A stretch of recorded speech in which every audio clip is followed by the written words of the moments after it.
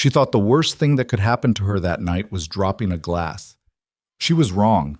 Ilara Voss stood at the edge of a Manhattan ballroom filled with 500 people, who all pretended not to notice the way her husband's fingers had just found her wrist beneath the tablecloth and squeezed, slowly, deliberately, until the crystal slipped from her hand and shattered across the marble floor. The silence that followed lasted exactly 3 seconds. Then Grant Holloway laughed, and every single person in that room laughed with him. If you've ever watched someone you love get destroyed in public and done nothing, this story is for you. Stay until the end. Hit like and drop your city in the comments. I want to see how far this story has traveled. The car had smelled like leather and something else. Something underneath the leather, synthetic and cold. The kind of smell that came from a vehicle cleaned too thoroughly, too often, by people who were paid to ask no questions. Ilara noticed it every time.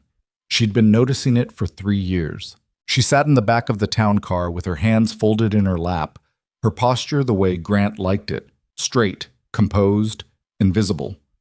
Outside, Manhattan scrolled past the tinted windows in long stripes of gold and white, the kind of city light that made everything look like a movie set, a beautiful lie laid over concrete and exhaustion. She watched a woman in a yellow coat hail a cab on Fifth Avenue and felt something she couldn't name. Not quite envy, not quite grief. Something thinner than both. "You're doing that thing again," Grant said without looking up from his phone. "What thing?" "The staring thing. The daydreaming." He finally glanced at her, and his expression was the one she'd learned to read first. The flat-eyed assessment, the quiet inventory of what she was wearing, how she'd done her hair, whether she was going to be an asset or a liability tonight. "You look fine. Don't overthink it." She hadn't said anything about how she looked. Grant Holloway was 39 years old, broad-shouldered, the kind of handsome that photographed beautifully and meant nothing in a room. He had a jaw like a campaign poster and eyes that were the pale gray of winter sky just before a storm. Not interesting gray, not complicated gray. Just empty. She'd mistaken the emptiness for depth once. That had been her first mistake, and it had cost her 4 years of her life. 1 year of falling for someone who wasn't there, and 3 years of paying for it. Tonight was the Meridian Foundation Gala. Black tie. The St. Regis Ballroom. 500 of New York's wealthiest people assembled to perform generosity at $1,200 a plate, and Grant Holloway was set to give the keynote address about affordable housing, a subject he'd made a fortune circumventing. Ilara knew this. She'd read the documents once, the ones he left on his desk when he was confident she wasn't paying attention. She'd been paying attention for 2 years. She just hadn't known what to do with it yet. The town car stopped. A doorman materialized and opened her door. Grant was already stepping out on his side, straightening his jacket, running one hand through his silver-streaked hair with the practiced ease of a man who'd rehearsed his own entrances. "Smile," he said, and offered her his arm. She took it. She smiled. She had learned to do both without thinking. What? The ballroom was the kind of room that made ordinary people feel like they'd wandered into someone else's life by mistake. 40-foot ceilings hung with chandeliers that threw gold light across everything. The tables draped in ivory linen, the flower arrangements taller than children, the crowd of people in suits and gowns moving through the space with the particular confidence of those who had never once questioned whether they belonged somewhere. Ilara had grown up in a college town in Ohio. She remembered the first time Grant brought her to a room like this, how she'd stood just inside the door for a moment, dizzy with it all. Now she just felt tired. They moved through the crowd the way they always did, Grant shaking hands and laughing his big laugh, the one that filled rooms and meant nothing. Ilara slightly behind him, nodding when introduced, saying the correct things in the correct order. She'd gotten good at it. She'd gotten frighteningly good at a lot of things she'd never wanted to learn. The table they were seated at was round with 8 chairs, occupied by the kind of people whose names appeared on hospital wings and university buildings. Marcus Hale, the hedge fund manager who collected Basquiat pieces and was under quiet investigation for tax irregularities no one discussed openly. Constance Rourke, whose family had been in Manhattan real estate longer than most of the buildings. A couple from Greenwich whose names Ilara immediately forgot, and 2 younger men from Grant's firm who sat too straight and laughed half a second after Grant did, always. A waiter appeared at Ilara's shoulder and set down a crystal champagne flute. She picked it up. She wasn't going to drink it. She rarely drank at these events because she needed her mind clear and her face neutral, and drinking made the mask slip. But holding the glass gave her hands something to do. Grant was talking. He was always talking at these events, voice pitched to carry just far enough, each story shaped like a performance rather than a conversation. He was telling Marcus Hale something about a property deal in Long Island City, and his hand found Alara's wrist beneath the edge of the tablecloth, the way it always did when he was making a point to someone else. Not a caress, not an accident, just pressure. A reminder. She didn't react. She'd learned not to. Alara used to teach literature, Grant said abruptly, turning to include her in the conversation with the tone he used when he was setting something up. Columbia, before. Before. He always said it like that. Before. Oh, that's wonderful, Constance Rourke said politely. She wrote her dissertation on Edith Wharton. Grant smiled at Alara, and it was the smile she'd first fallen in love with. Wide, warm, devastating. She knew now it was a weapon with teeth. The age of innocence. What was it, Alara? Something about women trapped by social expectation? The table laughed mildly. Alara's hand tightened on the glass stem. Basically, she said. She gave it up, Grant continued, to no one in particular, with the easy confidence of a man narrating someone else's life. Some people aren't built for that world. They need something more. He searched for the word with theatrical care. Domestic. The pressure on her wrist increased. The glass slipped. It happened fast. The flute sliding from her fingers, the liquid arcing briefly through the light, the crystal detonating against the marble floor with a sound that split the conversation at nearby tables like a thunderclap. The silence was immediate and absolute, the kind that fell in public spaces when something went wrong that everyone was pretending not to have witnessed. Alara looked at the wreckage on the floor, the scattered diamonds of broken crystal, the champagne spreading darkly across the marble, and felt something inside her chest go very still. Well, Grant said. He said it into the silence, perfectly timed, conversationally devastating. I suppose we know why she left academia. The laughter that followed was polite, brief, the laughter of people who were uncomfortable and wanted the moment to end. Alara felt it like something physical, not pain, she was past pain by then, but a particular variety of shame that she associated only with Grant, the kind that had been installed so slowly she hadn't noticed it happening until it was load-bearing. She thought about what she used to be like at 31, sitting in front of 80 undergraduates talking about the House of Mirth, about Lily Bart falling in carefully observed stages toward a ruin she couldn't prevent.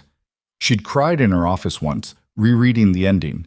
She hadn't understood back then how fast descent could feel like standing still. She understood now.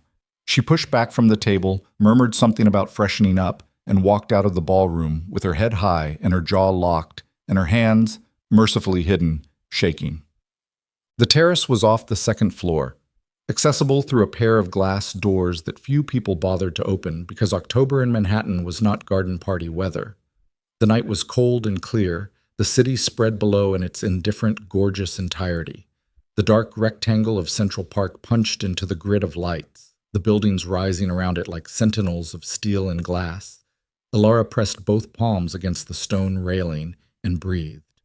In, out, in. She'd gotten good at this too. The recalibration, the reset. Pressing down the thing that was rising in her chest and covering it over with composure the way you'd press a wound. She heard the terrace door open behind her. She didn't turn. The salmon is better than it looks, a man's voice said. That's not a strong endorsement, I know. She turned. He was standing just outside the doorway, hands in the pockets of a jacket that cost more than most people's rent. And he was looking at her not the way men at these events usually looked at her, as an accessory, a footnote, a wife, but the way someone looked at something they were actually trying to understand. He was dark-haired, somewhere in his early 40s, with a face that had earned its severity. Not beautiful exactly, but precise. The features arranged with a kind of deliberate economy. Nothing wasted. His eyes were very dark and very still, and there was something in them that Alara recognized without being able to name. I didn't want the salmon, she said. No. He moved to the railing, leaving several feet between them, and looked out at the park. You wanted to be anywhere but in that room. She should have found this presumptuous. She didn't. Damien Vale, he said without offering his hand. She knew the name. Most people in New York knew the name. Damien Vale was the kind of billionaire who appeared in the financial press rather than the social pages, who had built a real estate empire through means that the Times described diplomatically as aggressive consolidation, who was known for being difficult to read and worse to negotiate against, who kept no public profile to speak of, and seemed to prefer it that way. He was also, she now recalled, someone Grant had mentioned with a particular quality of resentment that he reserved for people he considered competition. Elara Voss, she said. Holloway. Elara Holloway. Something flickered across his face. Not pity. She would have flinched from pity. Something quieter. Recognition. I know who you are, he said.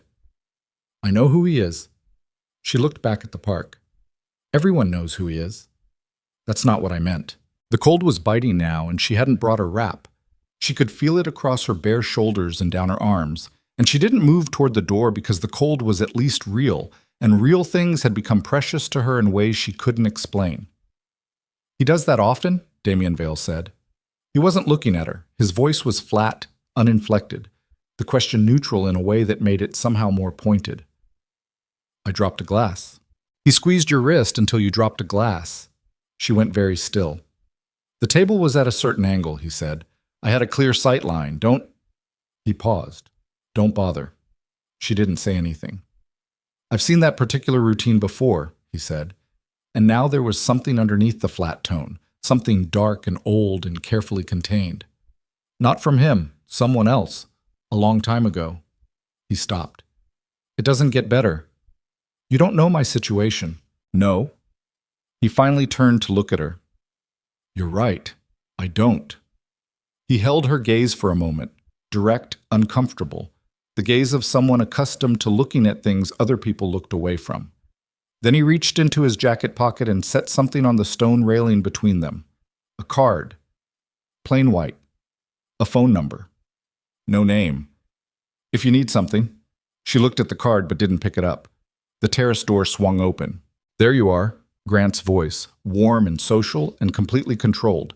He stepped out onto the terrace and took in the scene with eyes that missed nothing. Elara at the railing, Damien Vale 2 feet away, the space between them. The card. His jaw tightened by a fraction that only she would have noticed. Holloway, Damien said. His tone was completely pleasant and completely without warmth. Good speech, Vale. Grant's smile appeared, and it was perfect. Didn't know you'd be here tonight. I bought a table. I didn't eat the salmon. There was a pause. 3 seconds of the kind of male silence that was really a different kind of conversation. And then Grant's hand was at the small of Elara's back, light and immovable. We're about to do the presentation, he said to her. She picked up the card. She didn't look at either of them when she did it.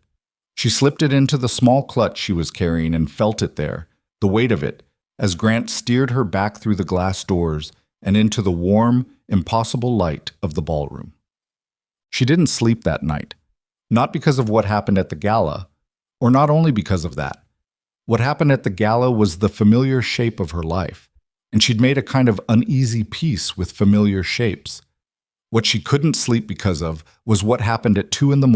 in the kitchen of the penthouse on the 43rd floor of a building in Midtown that Grant owned outright and that she had never once felt was her home. She'd been up getting water, she couldn't sleep, and she'd been lying in the dark for 3 hours running the numbers on her life the way she'd started doing lately, calculating, without letting herself acknowledge she was calculating, the specific weight of her dependencies. She didn't have income. She'd left her position at Columbia when she married Grant. His idea, framed as her choice, the way everything was framed as her choice. She didn't have her own accounts. Their finances were fully joined, which had seemed like intimacy at the time and now looked like what it was. She had a sister in Portland who she spoke to occasionally, carefully, around the edges of things she couldn't say. She had a building full of doormen and cleaning staff and security personnel who were all employed by her husband. She had a card in her clutch with a phone number on it. She was standing at the kitchen counter with a glass of water when she heard his footsteps. Grant stood in the kitchen doorway in the dark, still in his dress shirt with the tie loosened, and he looked at her with the expression she'd learned to dread most. Not the anger, which was almost easier because it was legible, but the cold, evaluating calm that came before it. The face he put on when he was deciding what she deserved. "You talked to Vale," he said. "He was on the terrace." "I was on the terrace." "You talked to him." "We exchanged 20 words, Grant." He moved into the kitchen. She didn't back up. She'd learned that backing up made it worse, and stood where she was, both hands around the glass, watching him cross the distance between them with the measured, deliberate pace he used when he wanted her to understand that whatever was about to happen was entirely her doing. "Do you know who that man is?" Grant said.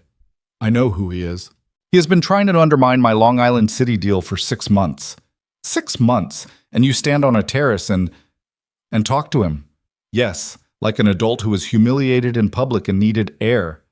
She said it before she could stop herself. The words came out level, quieter than she felt, and she watched Grant's face do the thing it did. The very slight shift, the recalibration, as if she'd moved a piece on a board in a way he hadn't anticipated. "What did you say to me?" "I said I was humiliated in public. You made a joke about my career in front of—" "I made a joke." His voice was very soft. "I made a joke, Ilara. Because you dropped a glass like a— You made me drop it." The silence after that was different from the silences at the gala. Those silences were performed. This one was real. Grant looked at her for a long moment, and she watched something shift behind his eyes. Something that had been held, barely, by the social performance of the evening, the handshakes and the speeches, and the careful public face. And now there was no audience, no performance required, and there was nothing between her and what he actually was. He moved. Fast. Faster than it ever happened in her anticipation of it, his hand finding the front of her dress, and the wall finding her back, and the breath going out of her all at once. And she thought very clearly, as she always did in these moments, that she needed to stop being surprised, that this was not new, that she had known this was coming and had failed to not be here. "You embarrassed me tonight," he said. His voice hadn't risen. It was still soft, conversational, terrible. "And then you went to that terrace, and you talked to the one man in that room who—" "Grant, stop!" "Who has been actively trying to stop." His hand tightened. She felt the wall behind her, the kitchen counter to her left, the geography of the room narrowing. And then something in her chest, something she hadn't felt in a long time, something that had been dormant under layers of accommodation and fear and the slow erosion of herself, caught like a match. Not hope. Not yet. But something adjacent to it. Something that had a phone number and a plain white card. "Push it." He left the next morning for Chicago. "A site inspection," he said. He'd be back Friday. The penthouse felt enormous and very quiet after the town car pulled away from the building, and Ilara stood in the kitchen in the thin autumn light and looked at her own face in the dark reflection of the oven door for a long time. She had bruises on her ribs, on the back of her left arm, on her shoulder where she'd hit the doorframe when she finally moved away from him. Nothing that would show in the clothes she wore. He was always careful about that, in the way of someone who had understood from early on that visible things left evidence. She sat down at the kitchen table and took the card out of the clutch that was still sitting where she'd dropped it when she came home, small and black and belonging to someone else's evening, someone who hadn't yet understood quite how bad things were. A phone number, no name. She thought about what he'd said on the terrace. The stillness in his voice when he said it doesn't get better. The thing underneath the flatness.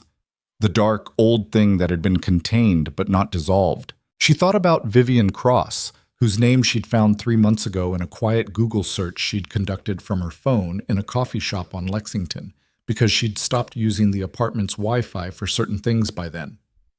Vivian Cross, divorce attorney, specializing in high net worth cases.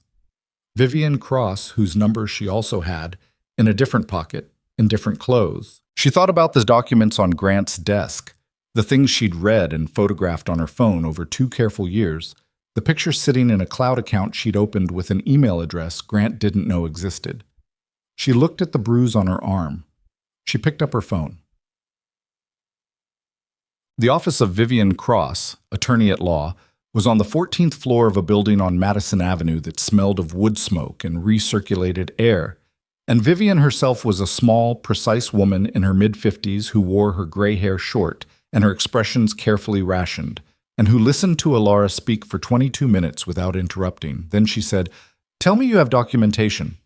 "I have 2 years of it." Vivian's expression didn't change. It didn't need to.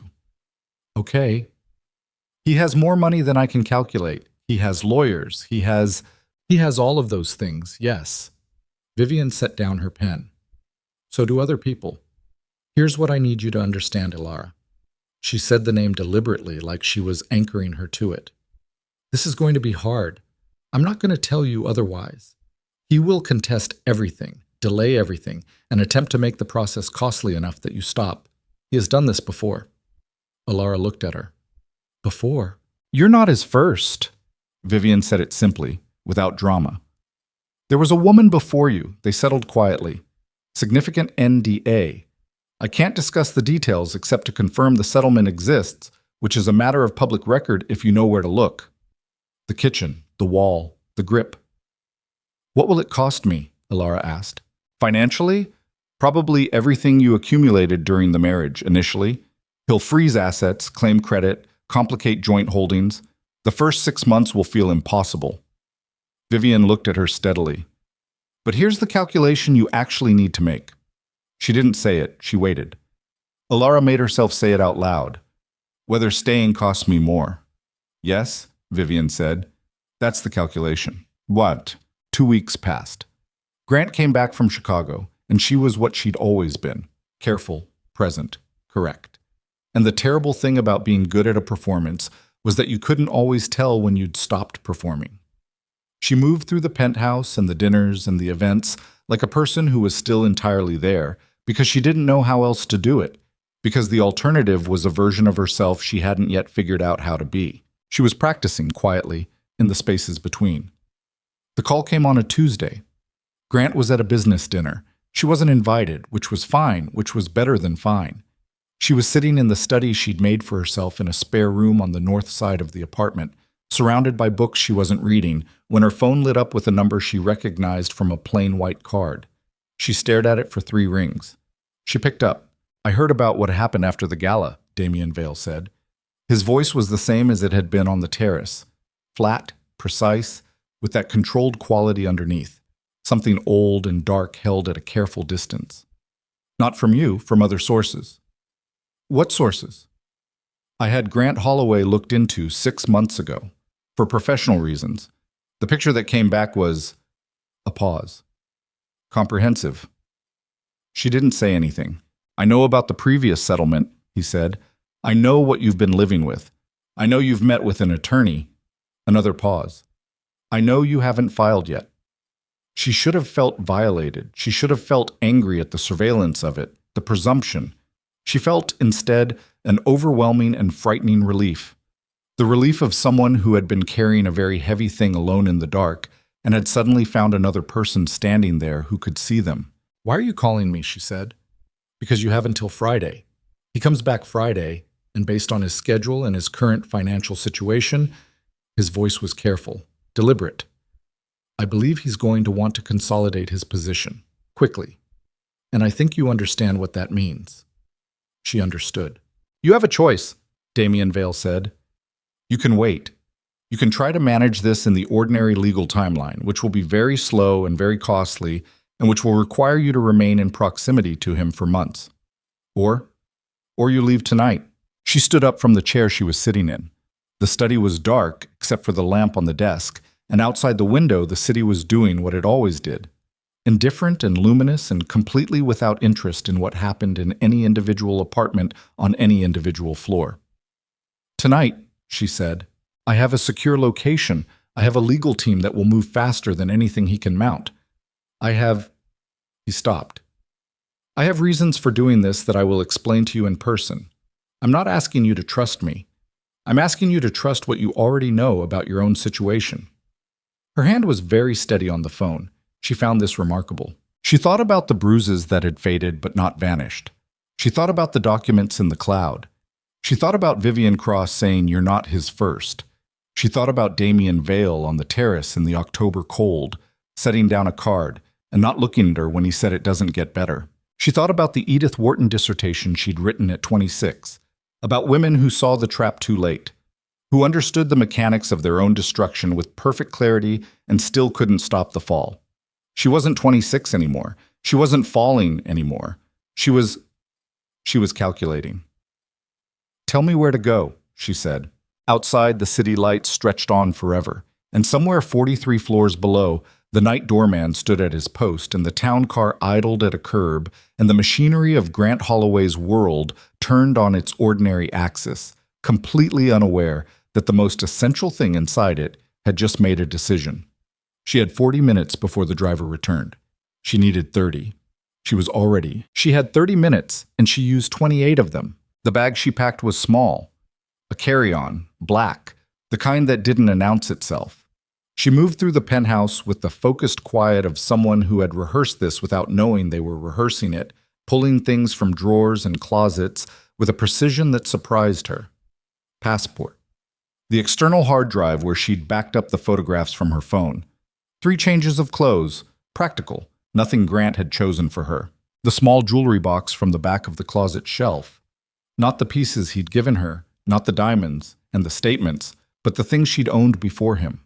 Her mother's watch, a ring from her sister, the things that still belonged to her. She left her wedding ring on the kitchen counter. She didn't place it carefully. She just set it down and walked away and didn't look back at it. And that small act of not looking was the most deliberate thing she'd done in 3 years. The elevator took 40 seconds. The lobby doorman, Miguel, who had worked nights in this building for 11 years, and who had once, 6 months ago, caught her eye in a way that told her he understood more than he would ever say, looked up from his desk when she came through with the bag, and something passed between them, brief and wordless, and he said, "Good night, Mrs. Holloway," and looked back down at his desk. Outside, a car was waiting, black, unremarkable, not a town car. The driver didn't introduce himself. He just said, "Ms. Voss," using her name, her actual name, the one she'd been erasing for 3 years, and opened the door, and she got in. And the city moved past the windows, and she didn't feel what she expected to feel. She'd expected terror. She'd been living next to terror for so long it had become architectural, load-bearing, part of the structure of her daily existence. Instead, she felt something closer to the feeling of stepping off a very high diving board, the suspended moment between leaving and landing, when the decision has already been made and the body is simply catching up with it. Her phone was in her bag. She didn't look at it. Somewhere in Midtown, Grant Holloway was having dinner with men who needed something from him, performing the version of himself that the world saw. Expansive, commanding, the architect of a self-made empire. And he didn't yet know that the woman he'd been slowly dismantling had just walked out of his building with a carry-on bag and her mother's watch and 37 photographs of his financial documents. He was going to find out. That was the part she couldn't think about yet. The car crossed the bridge into Brooklyn, and the city changed character the way it always did. Lower, less vertical, more lived in, the kind of streets that didn't exist to impress anyone. And eventually stopped in front of a townhouse on a tree-lined block in Brooklyn Heights that was dark and expensive and completely unremarkable from the outside, which she suspected was the point. Damian Vale opened the door before she knocked. He was in a dark sweater and dark pants, no jacket. The formal architecture of the gala dissolved entirely, and he looked different in this context. Not smaller, but more actual, the way people always looked when you encountered them in spaces they actually inhabited. He looked at the bag she was carrying and then at her face and said nothing, which was the right thing. She didn't need commentary on what she'd just done. She just needed somewhere to put it down. "Third floor," he said, and stepped back to let her in. "There's a room at the end of the hall, bathrooms en suite. Take whatever time you need." She went upstairs. She didn't look at much. The house registered as warm, ordered, the kind of space that had been designed by someone who understood silence rather than noise, and found the room at the end of the hall, which had a window that looked out over the back garden and a bed with clean white sheets and a lamp that was already on, as if someone had anticipated her arrival and wanted her to feel like less of a fugitive. She sat on the edge of the bed and put her face in her hands and stayed that way for a while. Not crying, just being still in a way she hadn't been still in 3 years. Then she washed her face and went back downstairs. He was in the kitchen. There was coffee, which she didn't need but took anyway, because the ritual of it was grounding. He sat across from her at a kitchen table that was old and heavy and real, the kind of furniture that had been somewhere for decades, and he had a folder open in front of him that he closed when she sat down. "You want to know why I did this?" he said. "I want to know what you expect in return." He looked at her steadily. "Nothing. That's not an answer. That's what people say before they explain what the answer actually is." Something moved in his expression. Not amusement, not quite. The closest thing to it. "Fair," he said. He wrapped both hands around his coffee mug, and she noticed his hands for the first time, large, scarred across the knuckles on the right, in a way that didn't match a man who'd made his money behind a desk. "My mother was married to a man like Grant Holloway. Different industry, same architecture. I was 12 when it ended. It didn't end well." She waited. She didn't have anyone who'd looked into him beforehand. Who knew what was coming, who had... He stopped. Set the mug down. "I have resources. I have a legal team that doesn't need to be briefed because they've been briefed for 6 months. I have specific reasons to want Grant Holloway's operations examined very carefully by people whose job it is to examine them." He looked at her directly. "And I saw what happened at that table, at the gala. So this is personal and professional." Yes. She appreciated that. The cleanness of it. She was so tired of things being obscured. "Tell me about the legal situation," she said. "Vivian Cross said he'll freeze everything." "He'll try. We file first tomorrow morning. Vivian's already been briefed. She knows what documentation you have and how to deploy it." He reached for the folder and opened it again, turning it so she could see. Grant's Long Island City development has 3 separate financing structures that don't survive scrutiny. There are investors who are given projections that don't match the actual permit applications. There are zoning variances that were obtained through payments to 2 city officials who are currently very interested in protecting themselves. He paused. When that becomes public, and it will become public, his capacity to mount a sustained legal campaign against a divorce gets significantly complicated. Elara looked at the documents in the folder. Numbers, dates, names she recognized and names she didn't. The papery scaffolding of her husband's empire, which she now understood was never as solid as it appeared. "He's going to say I'm with you," she said, romantically. "He's going to use that." "Yes." "Is that going to be a problem?" Damien looked at her without expression. "People have said worse things about me." She almost laughed. It surprised her. The almost laugh. The fact that her body still contained it somewhere, buried under everything else. "You should sleep," he said. "Tomorrow is going to be long." She nodded and stood. At the kitchen doorway, she stopped. "Damien." She said the name deliberately, the way Vivian Cross had said hers, like an anchor. "Thank you." He didn't tell her it was nothing. He just nodded, once, and looked back at the folder, and she went upstairs and lay down in the room with the lit lamp and the garden window, and she slept, actually slept for the first time in longer than she could remember, until the morning came gray and cold through the glass, and everything she'd done was still real, which was both terrifying and quietly miraculous. Grant found out at 7:43 in the morning. She knew the precise time because she was sitting in Vivian Cross's office when Vivian's assistant knocked and said her husband had called the office line 3 times in the last 20 minutes. And Vivian had looked at Elara and said, "He knows." And Elara had felt her stomach drop through the floor and said, "Yes." The filing had gone in at 7:15. Vivian set her phone face down on the desk. "He's going to call you next." "I know." "Let it go to voicemail. The first 24 hours are critical. We control the documentation timeline. We control the communication. Anything you say to him directly becomes part of the record, and right now the record is completely on your side." Elara's phone buzzed. Grant's name on the screen. She watched it buzz and looked at Vivian and let it go. Voicemail. 3 seconds of silence, and then his voice. Not the public voice, not the polished one, but something compressed and cold and very controlled. "Call me back, Elara. Whatever you think you're doing, you need to stop and call me back. This is not..." A pause. "This is a mistake you don't understand yet. Call me back." Vivian listened to the playback with her eyes on the desk. Then she said, "Good, keep all of them." By 9 a.m., Grant had retained 2 attorneys. Vivian had anticipated the names. By 11, he'd filed an emergency motion contesting the jurisdiction on the grounds that the marriage's primary domicile should be classified differently based on a property holding in New Jersey. Vivian had anticipated that too. At 12:30, she took a call, and her expression during it didn't change. But when she put the phone down, she looked at Alara with something that might have been the closest Vivian Cross came to looking shaken. "He's going to claim that you took documents from the marital home," Vivian said. "Privileged financial documents." "They weren't privileged. They were on his desk. He'll argue otherwise. He's also—" She picked up the pen, set it down again. "He's already called 3 journalists. Social pages, financial press.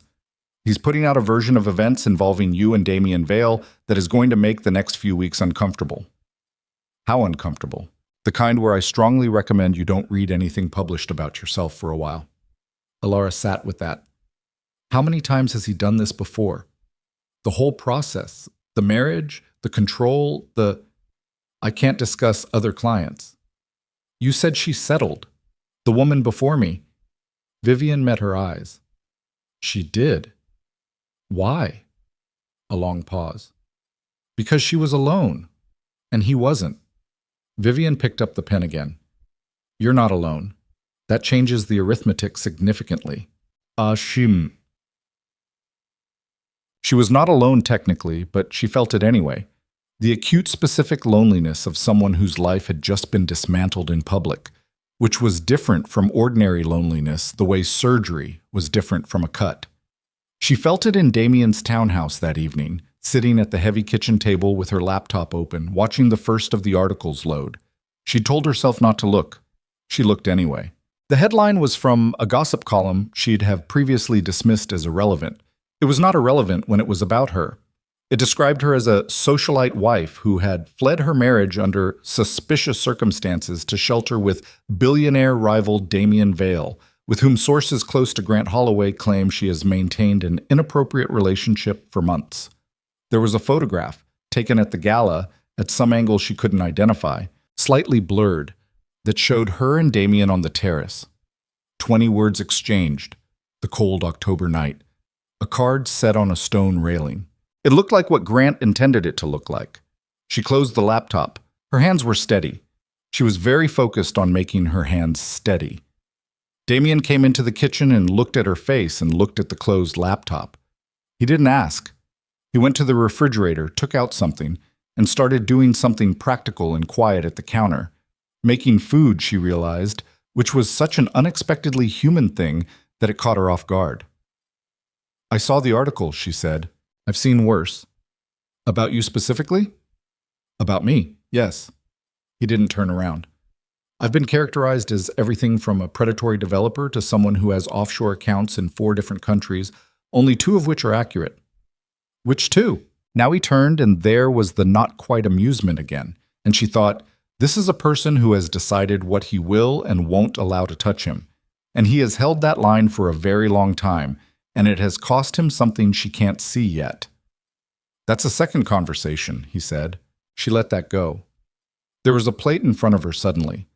Pasta, simple, the kind of food that didn't require anything from you, and she ate it because she hadn't eaten since the previous night, and her body was now making that very clear, and they sat across from each other at the heavy table in a kitchen that smelled of garlic and olive oil, and the particular quality of a house that was inhabited by someone who actually lived in it rather than performing living. "He called me 17 times today," she said. "I know." I had someone monitoring for contact attempts. It's a security precaution. I should have told you." She looked at him, the monitoring, the legal team briefed for 6 months, the car that had been waiting when she came down. All of it assembled so quietly, so in advance, that she hadn't had to build anything from scratch. "You planned for this," she said. "For me, specifically." "I planned for a possibility," he said carefully. "I hoped you wouldn't need it. But you were ready." "Yes." She sat with that. It should have felt invasive. She had the architecture of a feeling that it should have felt invasive. What it actually felt like was something she didn't have good language for. The feeling of having been seen from a distance by someone who then quietly built you a door.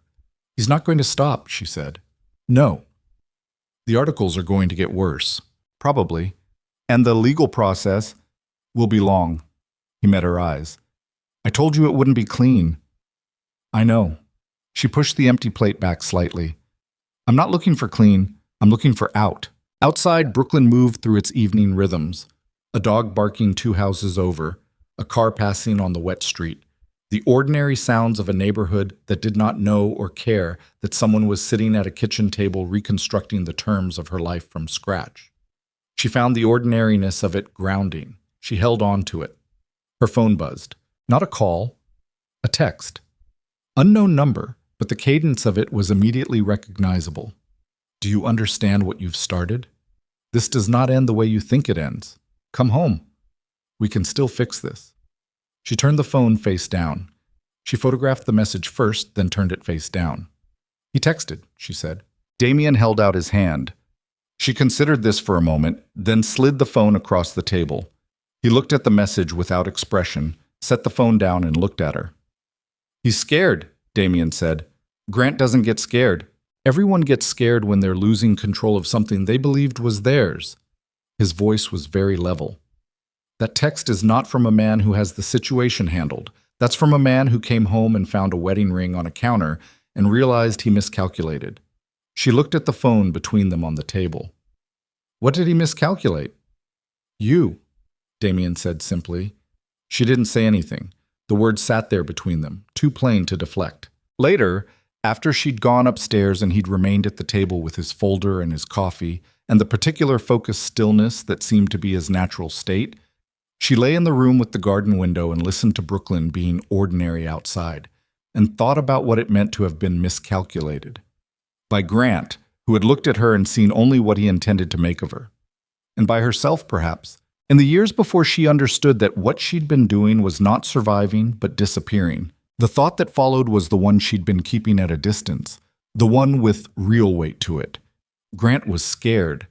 Scared men with resources and no conscience and everything to lose were not less dangerous. They were more. She knew this. She'd known it in Vivian's office. She'd known it reading the text. She hadn't let herself feel the full shape of it until now, alone in the dark with the lamp off and the garden sounds outside. Because the full shape of it was this. She had started something that was going to require her to be very strong for a very long time. And she wasn't certain yet whether she was that strong, and she couldn't afford not to be. The business dinner was 11 days later, and she hadn't been intended to attend. It was a private event, 12 people, a restaurant in the West Village that did this kind of thing, rooms available for the particular kind of meal that was really a negotiation with better food. Damien had a standing conflict with 2 of the other attendees over a development project in Lower Manhattan, and his presence there was professional, and hers was not required. She came because Vivian called her at 4 in the afternoon and said, with the careful neutrality that Vivian used when the news was bad, Grant is going to be there. At Damien's dinner. He was invited by Marcus Hale. Separately. It's possible Hale doesn't know about the conflict, or a pause. Or it's deliberate. It's deliberate, Ilara said. He's going to try to find out what we know. Yes, and without knowing what's said in that room, I'll be there, Ilara said. Vivian had told her not to. Damien, when she told him, had looked at her for a long moment with his hands flat on his desk and said, You understand what he's going to do when he sees you there. He's going to perform in front of those people. He's going to try to make me look like the problem. Yes. So I need to be there. Because I'm not the problem. And the people in that room need to see that. Another long pause. Then, wear something you feel like yourself in, not something you'd have worn for him. She owned almost nothing that hadn't been chosen by or for Grant. She borrowed a blazer from the woman who came 3 times a week to manage Damien's household, a woman named Rosaria, who was about her size, and who had, without being asked, begun including Ilara in the domestic routines of the house in a way that felt less like charity and more like matter-of-fact inclusion. The blazer was dark green. It didn't fit exactly right. She wore it anyway. She saw Grant before he saw her. He was at the far end of the private room talking to Marcus Hale with the ease of someone who believed the evening was already his, and he was wearing the campaign poster face, the wide jaw assurance. and he held a glass of red wine with the particular looseness of a man who had already had one glass somewhere else. She tracked him from across the room the way you tracked weather. Not with fear exactly, or not only fear, but with the specific attention of someone who had learned to read conditions. Then he turned and saw her. The face didn't change. That was the thing about Grant. The face never changed in public. It was too well trained, but she'd spent 3 years reading what happened underneath the face, the micro-tightening around the eyes, the jaw doing something almost invisible, and she watched it happen now from 12 feet away and felt something in her own chest settle into a cold, clear readiness. He excused himself from Hale and crossed the room toward her with a smile that was perfect and a pace that was unhurried, and that she knew from long experience communicated danger to no one in the room except her. "Elara," he said it warmly, almost tender. "I didn't know you'd be here." "Here I am." He positioned himself so she was slightly angled away from the room, a small territorial geometry she recognized. "We should talk. I think everything that needs to be said is being said through our attorneys." "Our attorneys?" His voice was the soft one, the indoor voice he used right before things broke. "You have an attorney. I have a team of attorneys who are going to spend the next 18 months making your life—" "Grant!" She said his name the way you'd say stop. "I'm going to need you to not do this here. You came to my— This isn't yours." Something in her voice was different. She could hear it herself, steadier than it should have been, quieter in a way that was not deference but something else. "You were invited by Marcus Hale. I'm here with Damien Vale, whose event this actually is. You don't own this room." Something shifted behind his eyes. "You're going to regret— You've been saying that for 11 days. She held his gaze. Her hands were at her sides.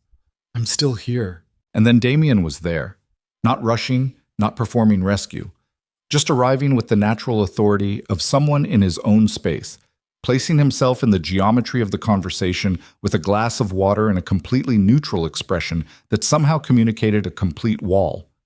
"Holloway," he said, "this is a working dinner. I'd appreciate it if you kept your private business out of my event." Grant looked at him. The smile didn't waver, but something behind it did. The structural integrity of the performance showing a crack along an old fault line. "Vale," he said, "I'm sure we'll have plenty to discuss. Professionally." "I'm sure," Damien said, and looked away from Grant with the particular dismissal of someone who had already decided what another person was worth, and Grant was left standing there with his perfect jaw and his campaign smile and his wine glass, suddenly, visibly, reduced. She watched him feel it. She watched the room unconsciously reorient around the shift in gravity. She watched him recalculate rapidly and arrive at something she could see forming behind his eyes. Not retreat, Grant never retreated, but the kind of tactical reposition that was more dangerous than confrontation. He went back to Marcus Hale. He spent the rest of the dinner being charming and attentive and utterly self-contained. She watched him from across the table through the main course and the entree and the particular theater of a business dinner in New York, and she ate what was in front of her and said the things required of her and felt the cold, clear readiness in her chest stay steady. Afterward, in the car going back to Brooklyn, she didn't speak for a while. Damien didn't either. Then she said, "He's planning something." "Yes. You saw it too." "I saw it." He was looking out his window at the city. "He's going to move on the financial documents, try to get a court order before we can enter them as evidence. He must have found out—" He stopped, turned to look at her. "Someone in Vivian's office." The word landed in the car like something with weight. She thought about these documents, 2 years of photographs, sitting in a cloud account, now in the hands of Vivian's legal team. She thought about the speed with which Grant had known to file the specific motion about jurisdiction, the very thing Vivian had been prepared to counter, but had said the timing on was tight. She thought about the 17 phone calls on day 1. He'd known exactly what to do, immediately, as if he'd been told what was coming. Someone in Vivian's office. "We need to move the documents," she said. "Tonight," he agreed. "And we need to tell Vivian carefully." Yes. She looked out her own window. Brooklyn was getting closer. How long does this get worse before it gets better? He was quiet for a moment. When he spoke, his voice had the quality it did when he was being completely honest rather than reassuring, which she'd learned to recognize and to prefer, even when what came out of it was hard. "It gets worse first," he said. "That's not something I can change." She nodded. Outside, the bridge cables went past the window in their long, anchored arcs, and below them the water was dark and cold and moving, and she thought about what Vivian had said. "You're not alone." That changes the arithmetic significantly. She was not alone. That was real.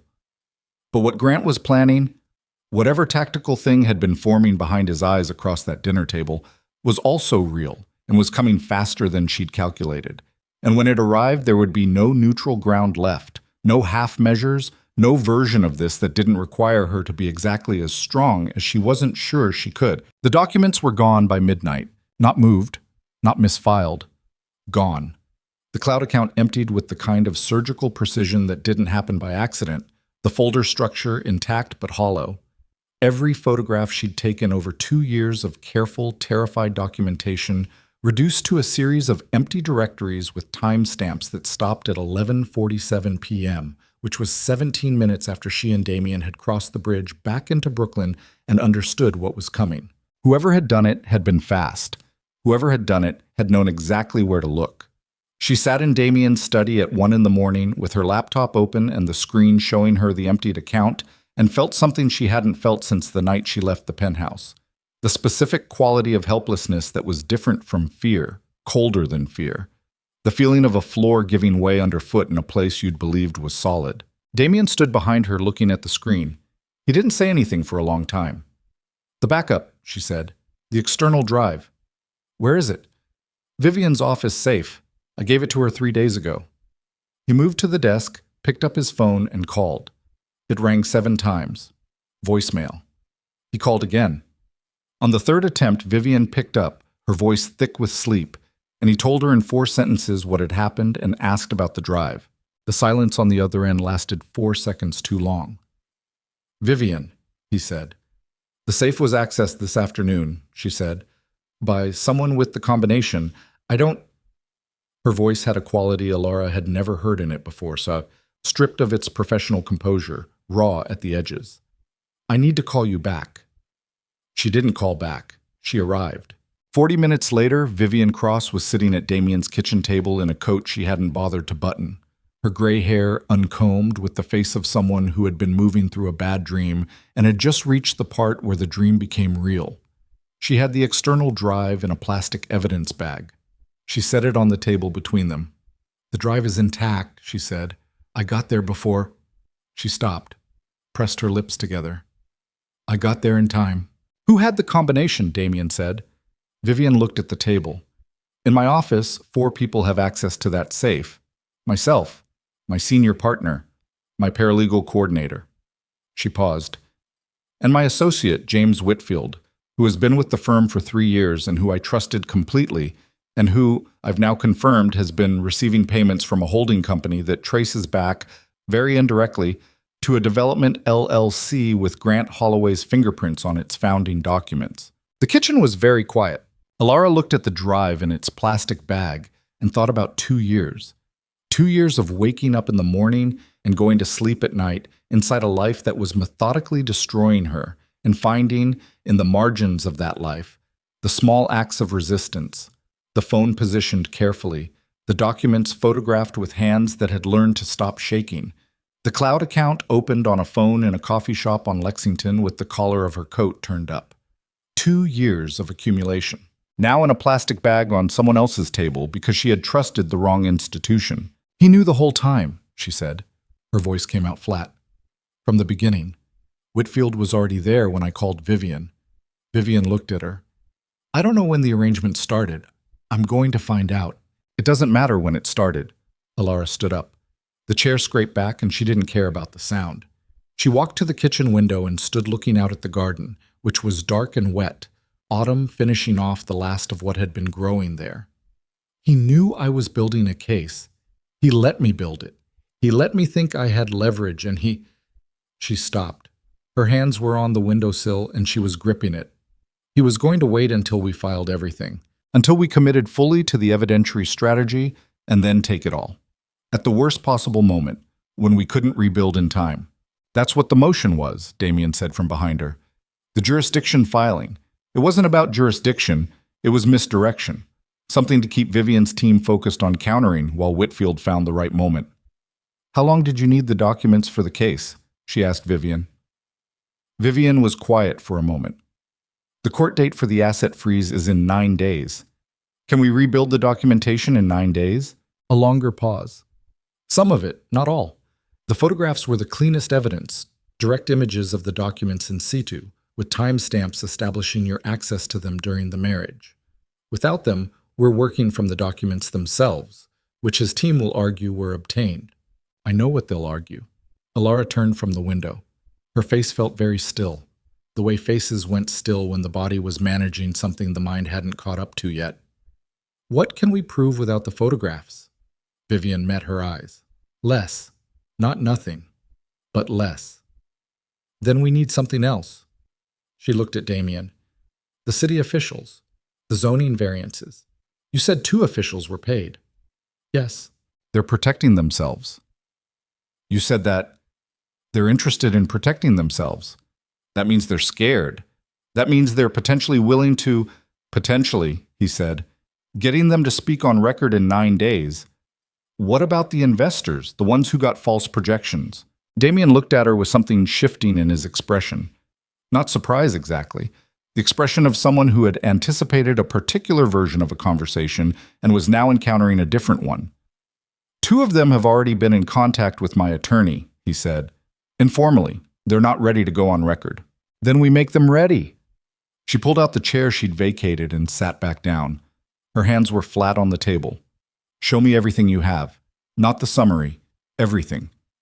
Vivian and Damien exchanged a look. It was brief, and she caught it, and she understood what it communicated. An acknowledgement between 2 people who had been operating carefully on her behalf, that the person they'd been operating on behalf of had just stopped being a subject and become something else. All right, Damien said. Tick. They worked until 4 in the morning. By the time Vivian left, her coat finally buttoned, her expression reconstituted into something approaching its professional shape.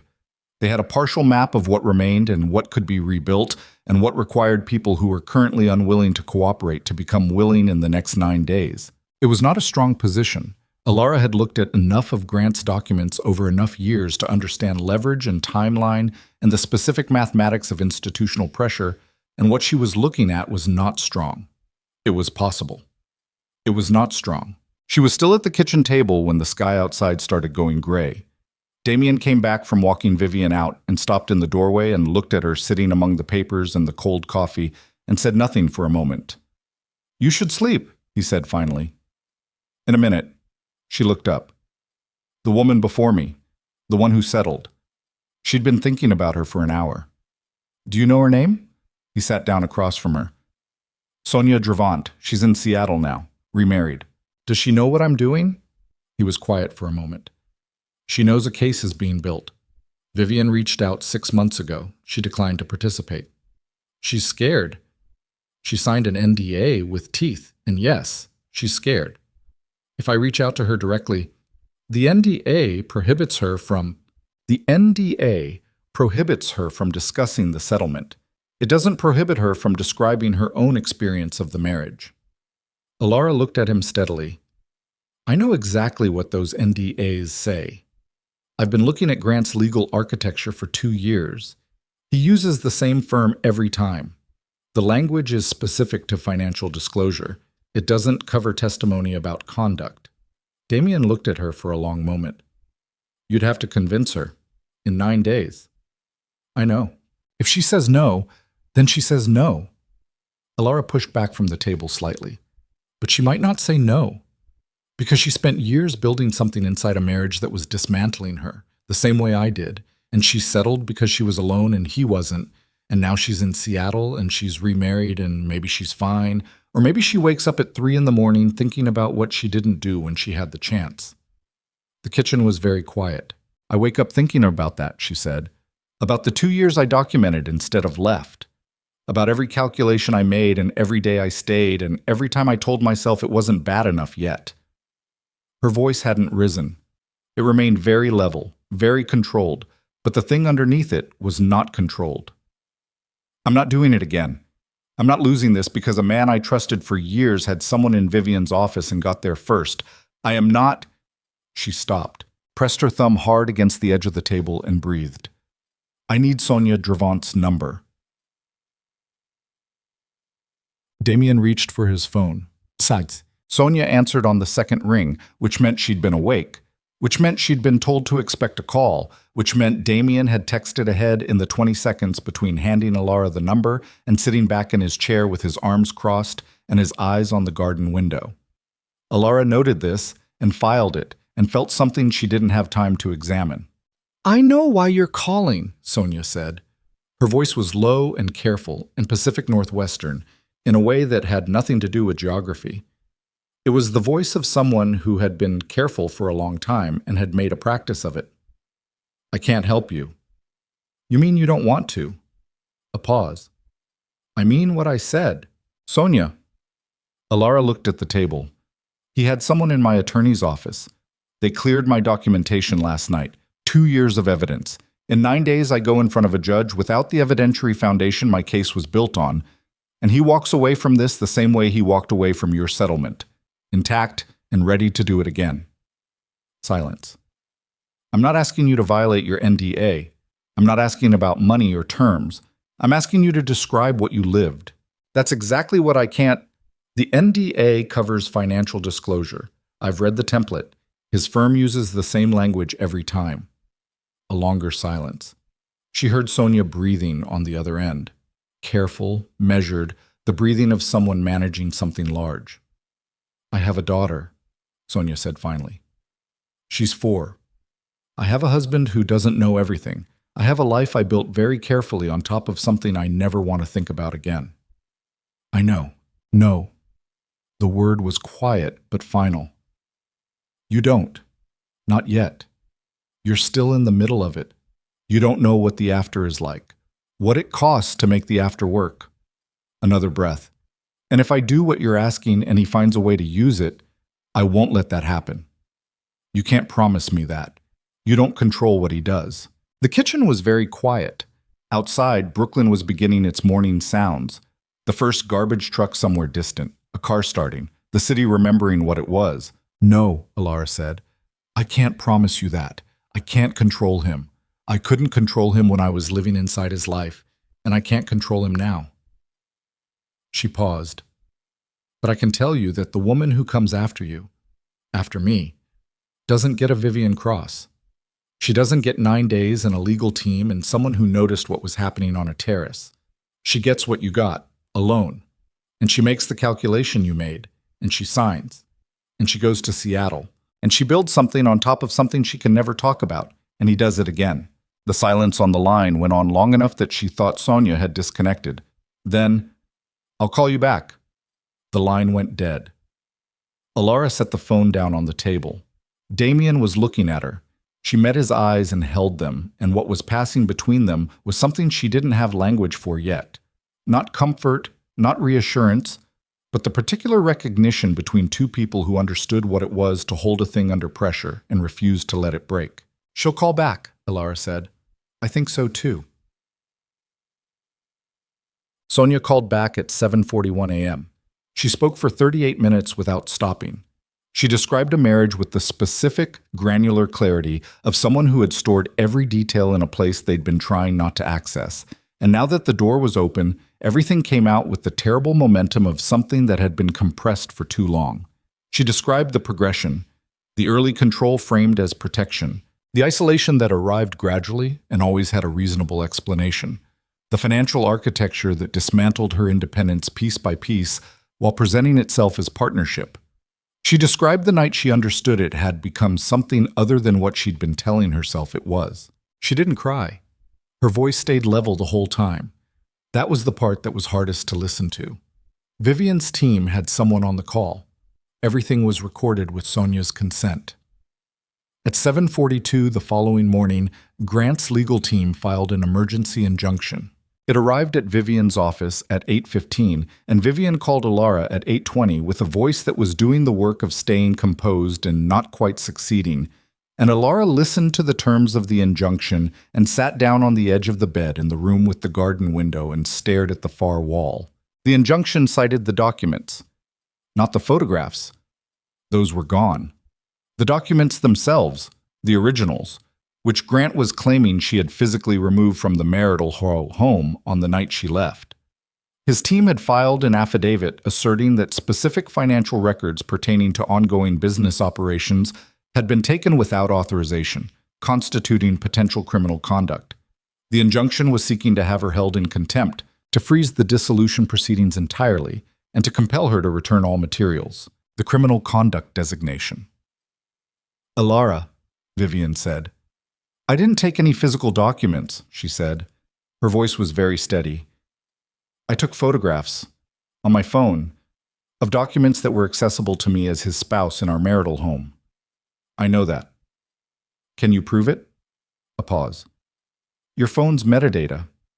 He'll argue the metadata was manipulated. The timestamps..." Vivian, she stopped, made herself breathe. "He put someone in your office. He moved on the cloud account within minutes of us identifying the breach. He has been planning this exact sequence, probably since before I called you the first time. If he's filing criminal language..." She pressed her hand flat against her sternum. "He's not trying to win the divorce. He's trying to bury the case so deep I can't dig out." The silence from Vivian was its own answer. She sat there with the phone against her ear and felt the shape of what Grant had built against her. Not a legal maneuver, not even a counterattack. An architecture. Patient, layered, assembled over months, designed to collapse around her at the exact moment when she'd committed fully and had the least ability to recover. Designed by someone who understood her well enough to know when she would move and what she would use and how to take it. She'd spent 3 years thinking she was the one paying careful attention. She hadn't been paying careful enough attention. Downstairs, she heard Damien's voice. He was on his own phone, already moving, the controlled velocity of someone who had anticipated contingencies even for the contingencies. She heard her own name once, clipped, and then numbers, and then a name she didn't recognize. She ended the call with Vivian and sat for another moment alone. The thing rising in her was not the cold, clear readiness of the night she'd left. That had been a decision. What was rising now was different, uglier, less clean. The thing that came when a decision turned out to be more expensive than calculated. When the floor you'd stepped onto revealed itself as something that had been arranged to give way. It was grief and fury and a particular shame that she identified after a moment as the shame of having underestimated him, of having believed, somewhere underneath the strategy and the documentation and the escape plan, that he would not go this far. She'd known better. She'd been living with what he was for 3 years. She'd known better than to underestimate him. And she had done it anyway, because you couldn't live inside the full knowledge of what he was every moment of every day without that knowledge eventually becoming unbearable. So you calibrated it down, you managed the dose, you let yourself believe sometimes that you saw the whole shape of it. You didn't see the whole shape of it. You never did. That was the thing about people like Grant Holloway. The whole shape was always larger than what was visible, and by the time you saw it completely, you were already inside it. She stood up. She went downstairs. Damien was in the study, still on his phone, and when he saw her face, he ended the call mid-sentence, just said, "I'll call you back," and put the phone down. "Tell me where we actually are," she said. "Not the managed version, not the version designed to keep me functional, where we actually are." He looked at her for a long moment, then he sat back in his chair and told her. The injunction would be heard in 6 days, 3 days before the original asset freeze hearing, meaning the asset freeze hearing was now irrelevant unless the injunction was defeated first. To defeat the injunction, they needed to demonstrate that the documents she'd photographed were legitimately accessible to her as a marital spouse, that no criminal conduct had occurred, and that the claim was being filed in bad faith as a litigation tactic. Bad faith required showing pattern and intent. Showing pattern required corroboration. Sonia Dravant's testimony was corroboration of conduct, but not of legal strategy. They needed someone inside Grant's operation, or inside his legal infrastructure, who could speak to the deliberate construction of the Whitfield arrangement. "Whitfield himself," she said. "He's retained his own attorney. He's not talking." "What did they offer him?" "We don't know yet. He's going to take whatever they offered and stay quiet and let them burn him if they need to, because that's how Grant works. He protects people who are useful and disposes of people who aren't, and right now Whitfield is useful." She sat down in the chair across from the desk. Who in Grant's legal team has exposure they didn't anticipate? Damien was quiet for a moment. Why? Because the Whitfield arrangement didn't happen without someone in Grant's firm signing off on the payments. The holding company that paid Whitfield, someone documented that. Someone authorized those transfers.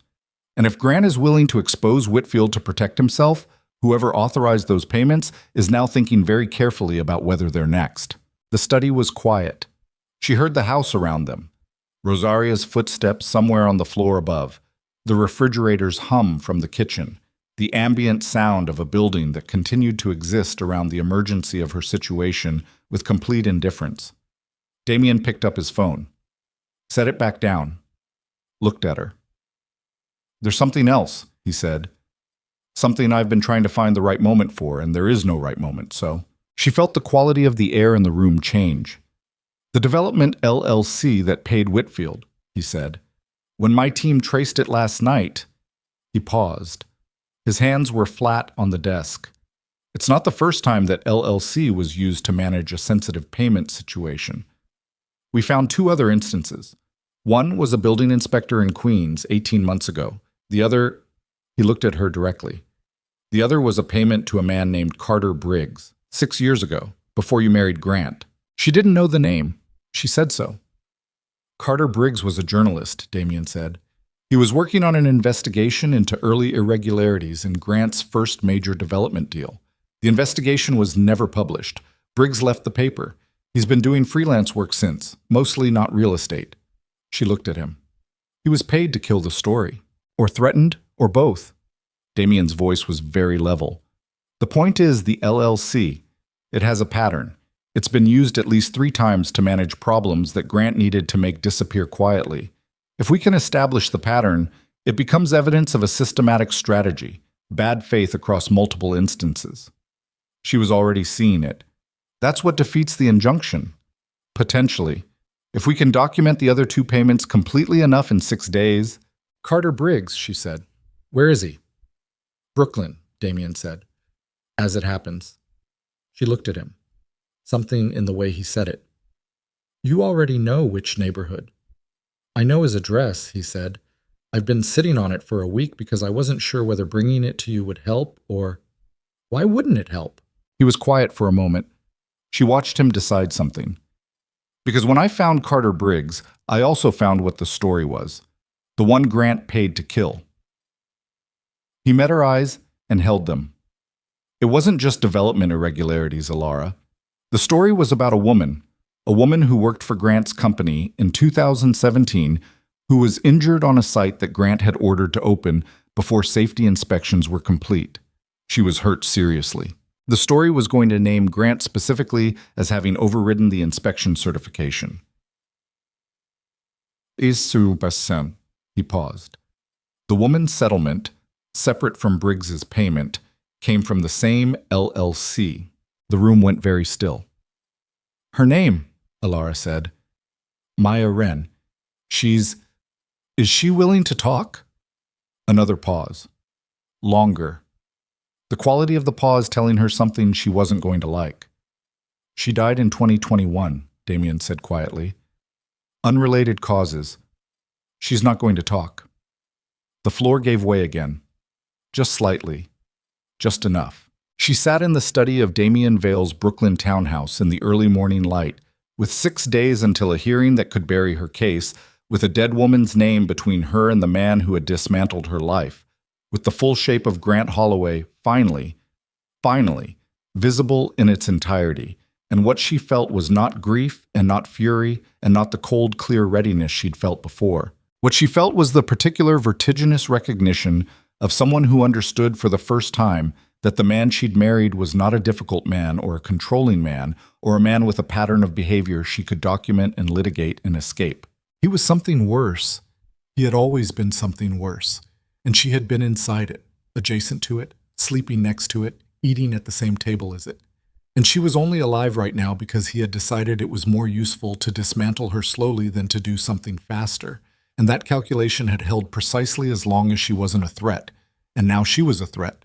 And the injunction with its criminal language was not a legal maneuver.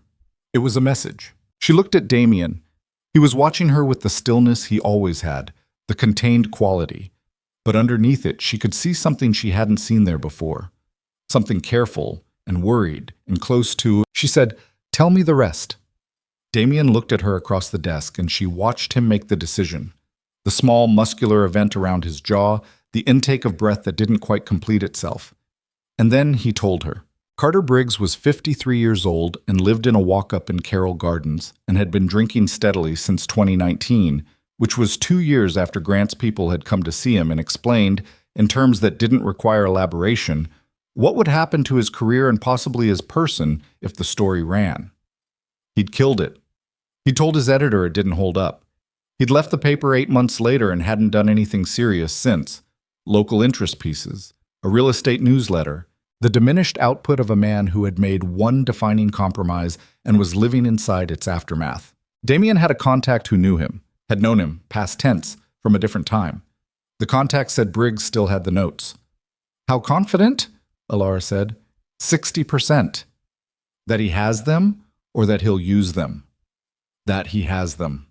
Damien's voice was flat. Whether he'll use them is a different question. He's been sitting on this for 7 years. He made his deal, and he's been living with it, and he has reasons to stay where he is. Fear. And something worse than fear, he thinks it wouldn't matter. He thinks Grant is too embedded, too protected, that bringing the story now, what's left of it, without Maya Wren, would just get him destroyed without actually doing anything. She stood up. The chair moved back, and she was on her feet before she'd decided to be, the body making the decision first the way it did when the mind was too slow. "When can we see him?" Alara said, "Today." "When can we see him today?" Damien looked at her for a moment. He picked up his phone. Carroll Gardens at 9 in the morning was corner stores and school run and the specific unhurried rhythms of a neighborhood that had been something before money found it and was negotiating daily what it was going to be now. Carter Briggs lived on the 3rd floor of a building on a tree-lined block where the trees were old enough to have opinions, their roots buckling the sidewalk in long, slow assertions of precedence. He opened the door on the second knock and looked at them both, and then looked specifically at Damien and said, "I told Marcus not to give you my address." "Marcus didn't," Damien said. "Can we come in?" Briggs was a tall man gone to softness, the structure of what he'd been still visible underneath what the years had done to it. Gray stubble, dark eyes that had been sharp once, and were now carefully unfocused, the way eyes went when their owner had made a practice of not looking at things too directly. He was in a flannel shirt and jeans, and his feet were bare, and there was coffee on the stove behind him that smelled burned. He looked at Alara. Something moved across his face. "You're Holloway's wife." "Not for much longer," she said. "Can we come in?" He stepped back. It wasn't yes. It wasn't no.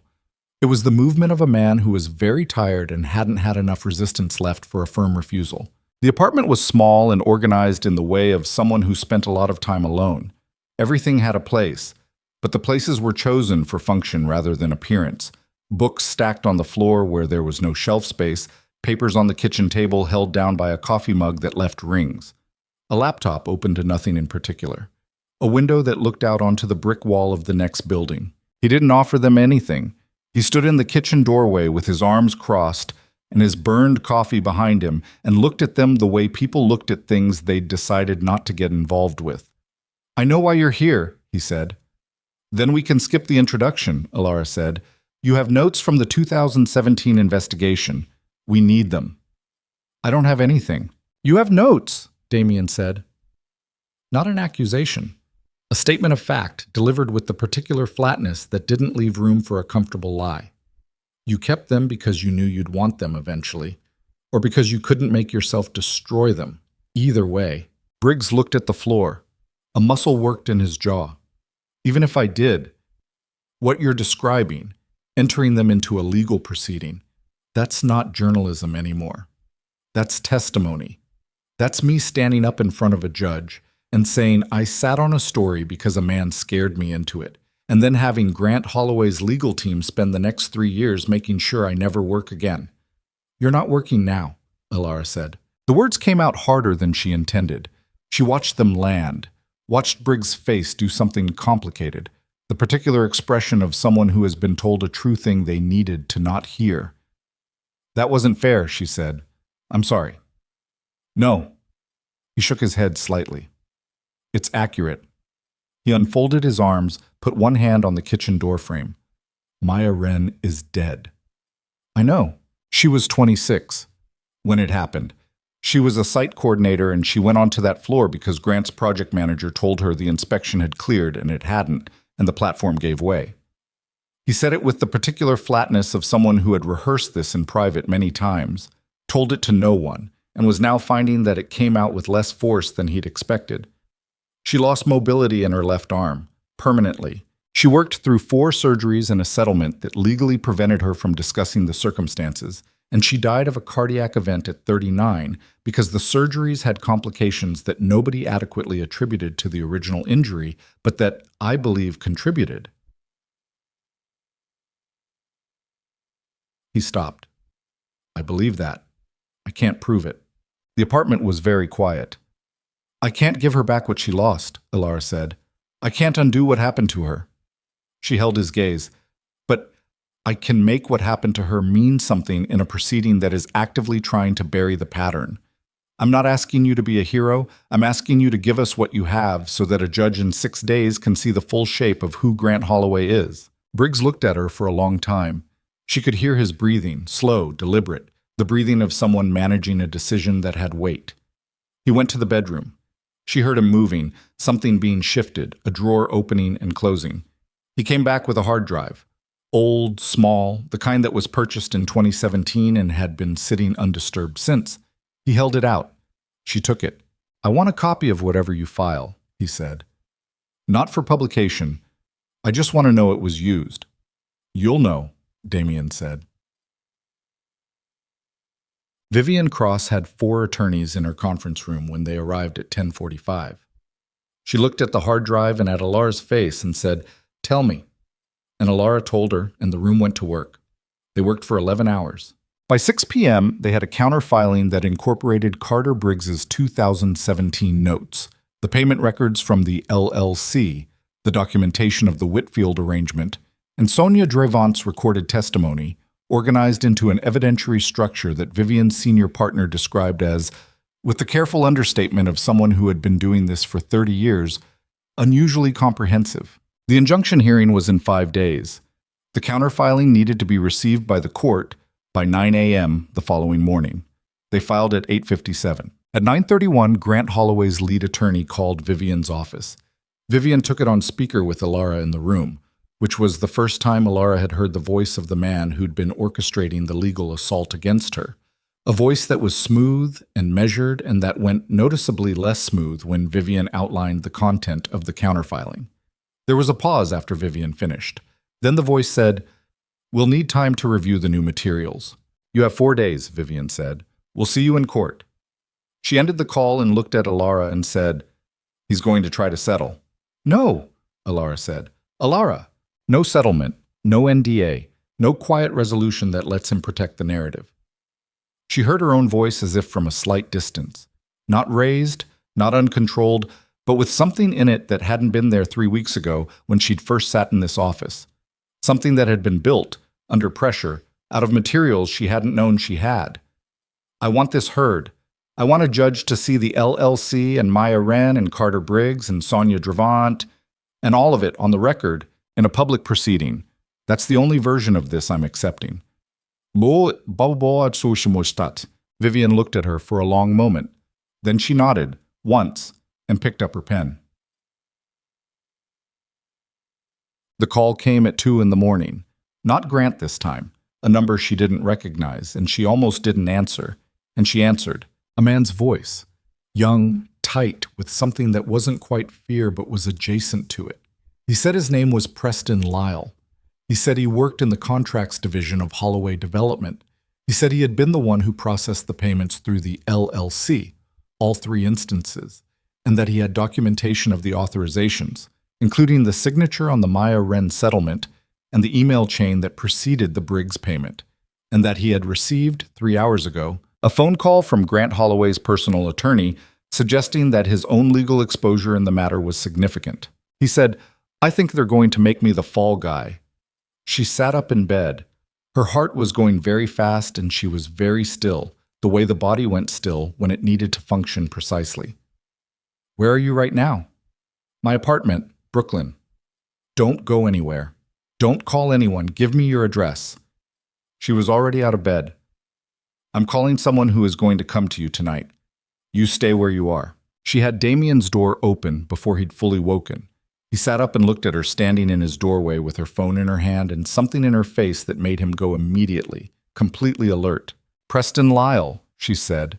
Holloway Development Contracts Division. He processed the LLC payments. He has the authorization chain, all of it.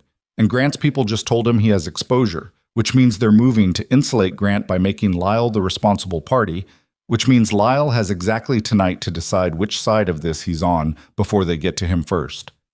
Damien was out of bed. Address. She read it to him. He was already dressed. I'm coming, she said. Elara, I'm coming. He looked at her for 1 second, then, get your coat. Preston Lyle was 28 years old and looked younger, sitting at his kitchen table with both hands wrapped around a glass of water he wasn't drinking, in an apartment that had the specific disorder of someone who had been living at work for years and had never quite finished moving in. He looked at them both when they came through the door, and then he looked at Elara and said, You're her. I'm her, she said, and sat down across from him without being invited. Show me what you have. He had a folder. Inside the folder were printed copies he'd made at the office 3 days ago. He said he'd felt it coming, had felt the shift in how people looked at him in the hallways, the meetings he was suddenly not included in after years of being the person who documented everything. He'd made copies because he'd learned, working for Grant Holloway, that documentation was the only currency that held its value. She went through the folder while Damien stood near the window, and Preston Lyle sat across from her and turned his water glass in slow circles on the table. The authorization chain was complete. Every payment, every signature, every email that preceded each transfer. Grant's signature on 2 of the 3 authorizations. The third bore the signature of his CFO, but there was an email above it, time-stamped, archived, in which Grant explicitly directed the payment with language that was careful but not careful enough. It was enough. She knew it was enough because her hands were very steady and her breathing was controlled, and she felt the thing in her chest that had been cold and clear since the night she left the penthouse expand into something with heat to it. What do you need from me? Preston Lyle said.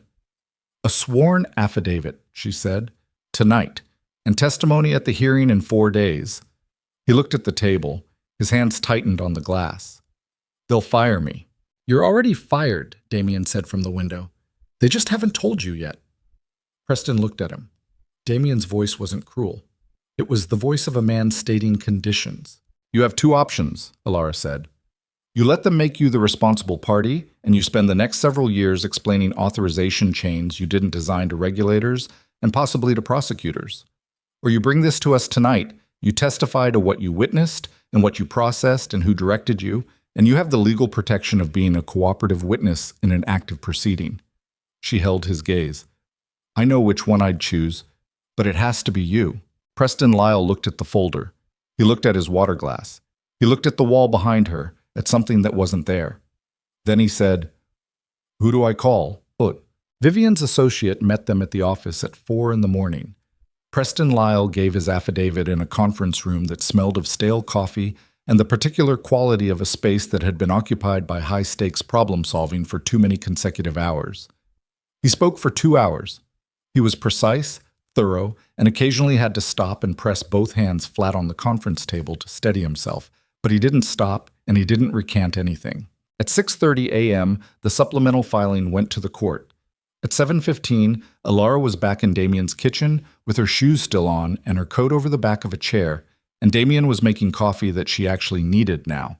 And the gray light coming through the garden window had the particular quality of early morning in October in New York.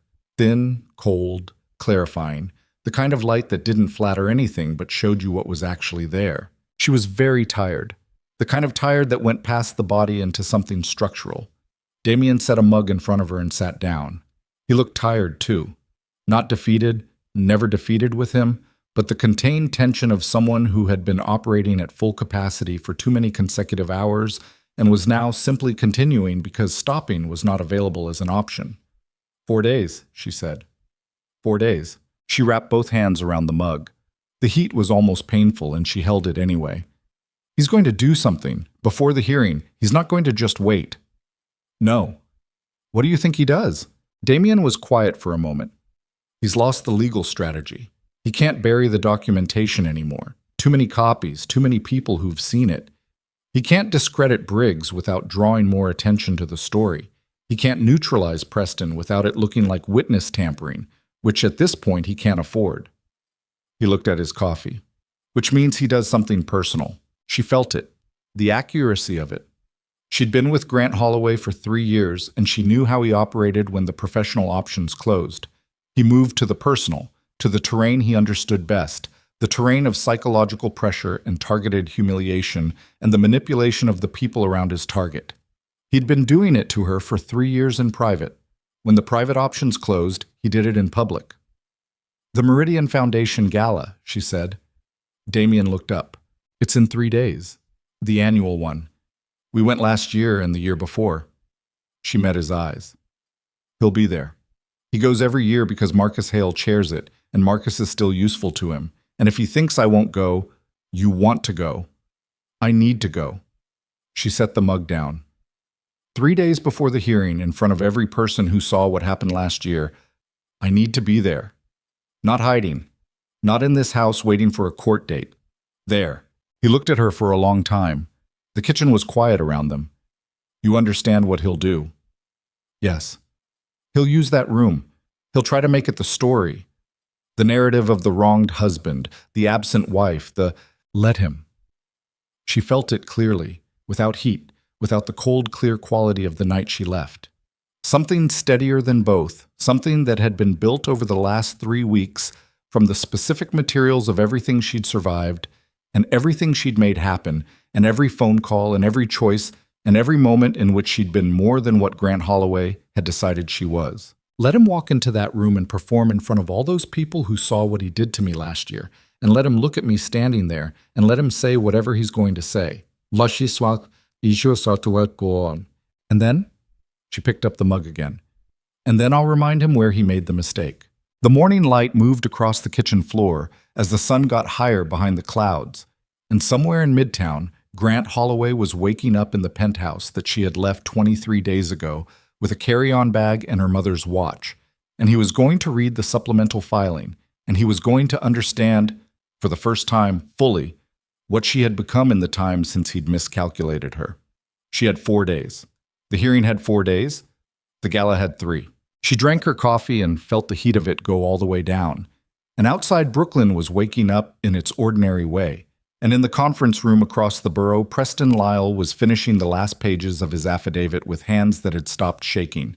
And in Carroll Gardens, Carter Briggs was probably sitting with his burned coffee looking at a hard drive that was no longer sitting in the back of a drawer. And Sonia Dravant was in Seattle with her 4-year-old daughter and her husband, who didn't know everything, and all of them were part of something that was 2 days away from either holding or breaking. She thought about the St. Regis ballroom, the chandeliers, the way 500 people had gone silent when a crystal glass hit the marble floor, and the way Grant's voice had filled that silence with something designed to reduce her, and the way she had walked out of that room and found a terrace and a cold night and a plain white card.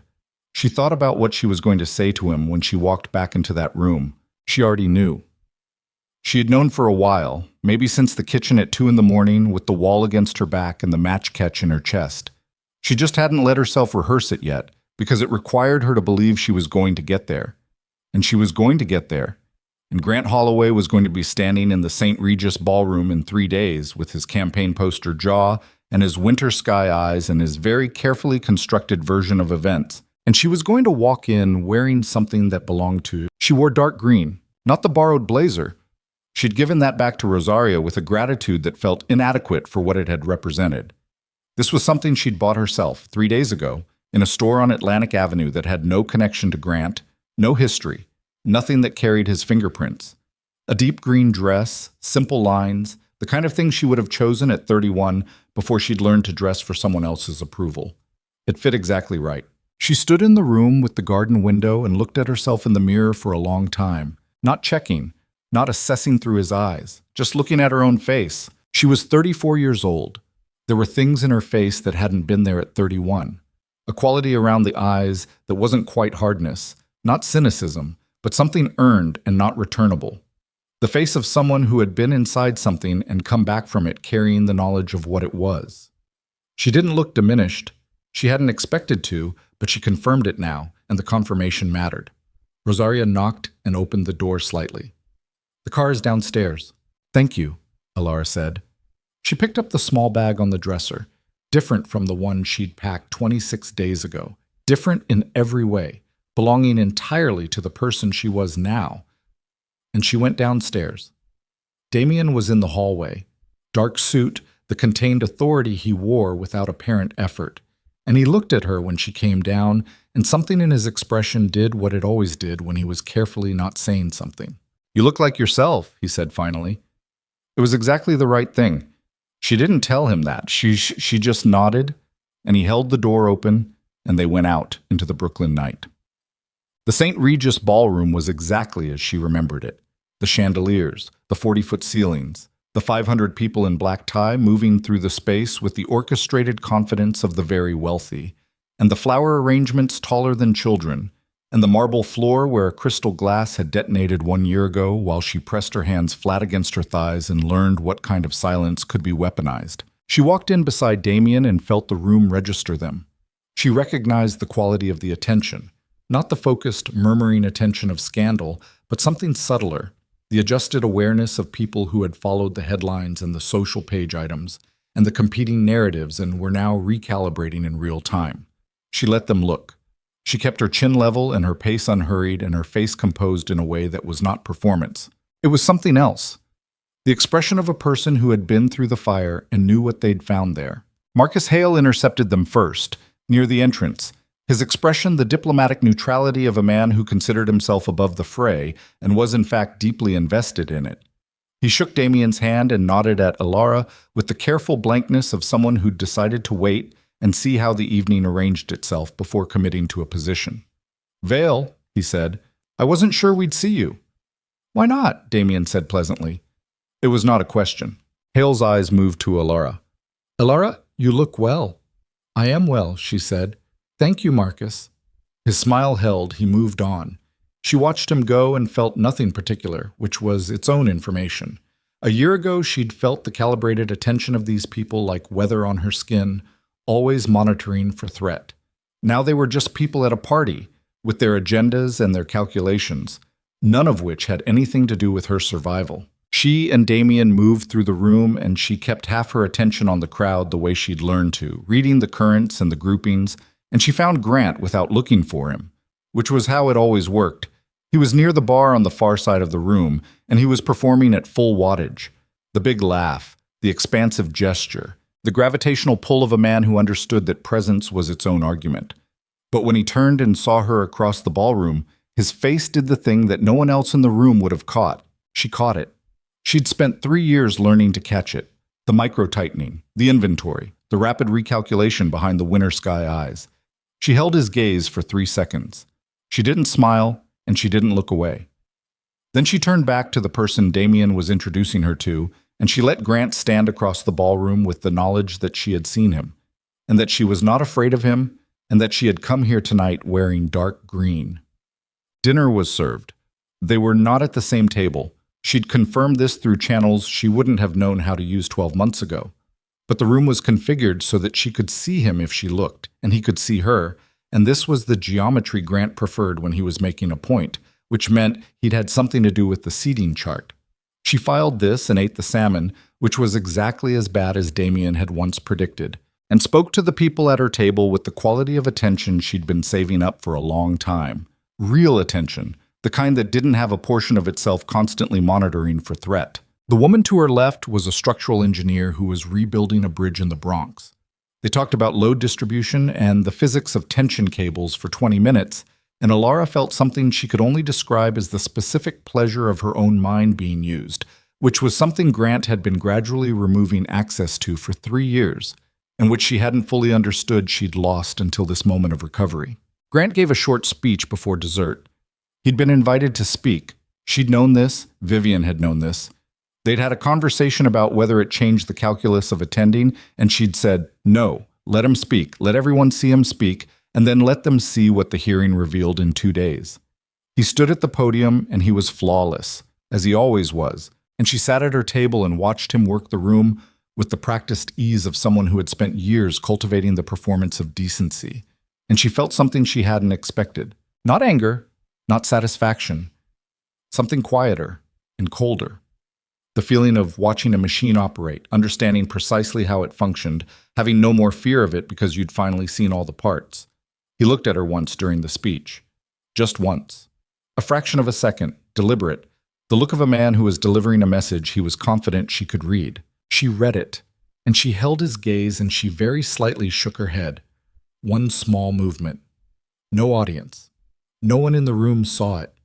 Just Grant, who saw it, who understood it, whose expression did something she'd never seen it do before. He looked away first. It happened near the end of the evening, which she'd also expected. He always waited for the moment when defenses lowered, when people had been eating and drinking long enough to be soft at the edges, when the ambient warmth of a successful event created the social conditions he was best at exploiting. He came across the room with a glass of something amber and his shoulders set with the controlled ease of a man who had planned his route, and the people between them parted with the unconscious accommodation that powerful men in rooms like this always received. And she watched him come and felt her pulse do one elevated thing and then settle. Damien was beside her. She put her hand on his arm.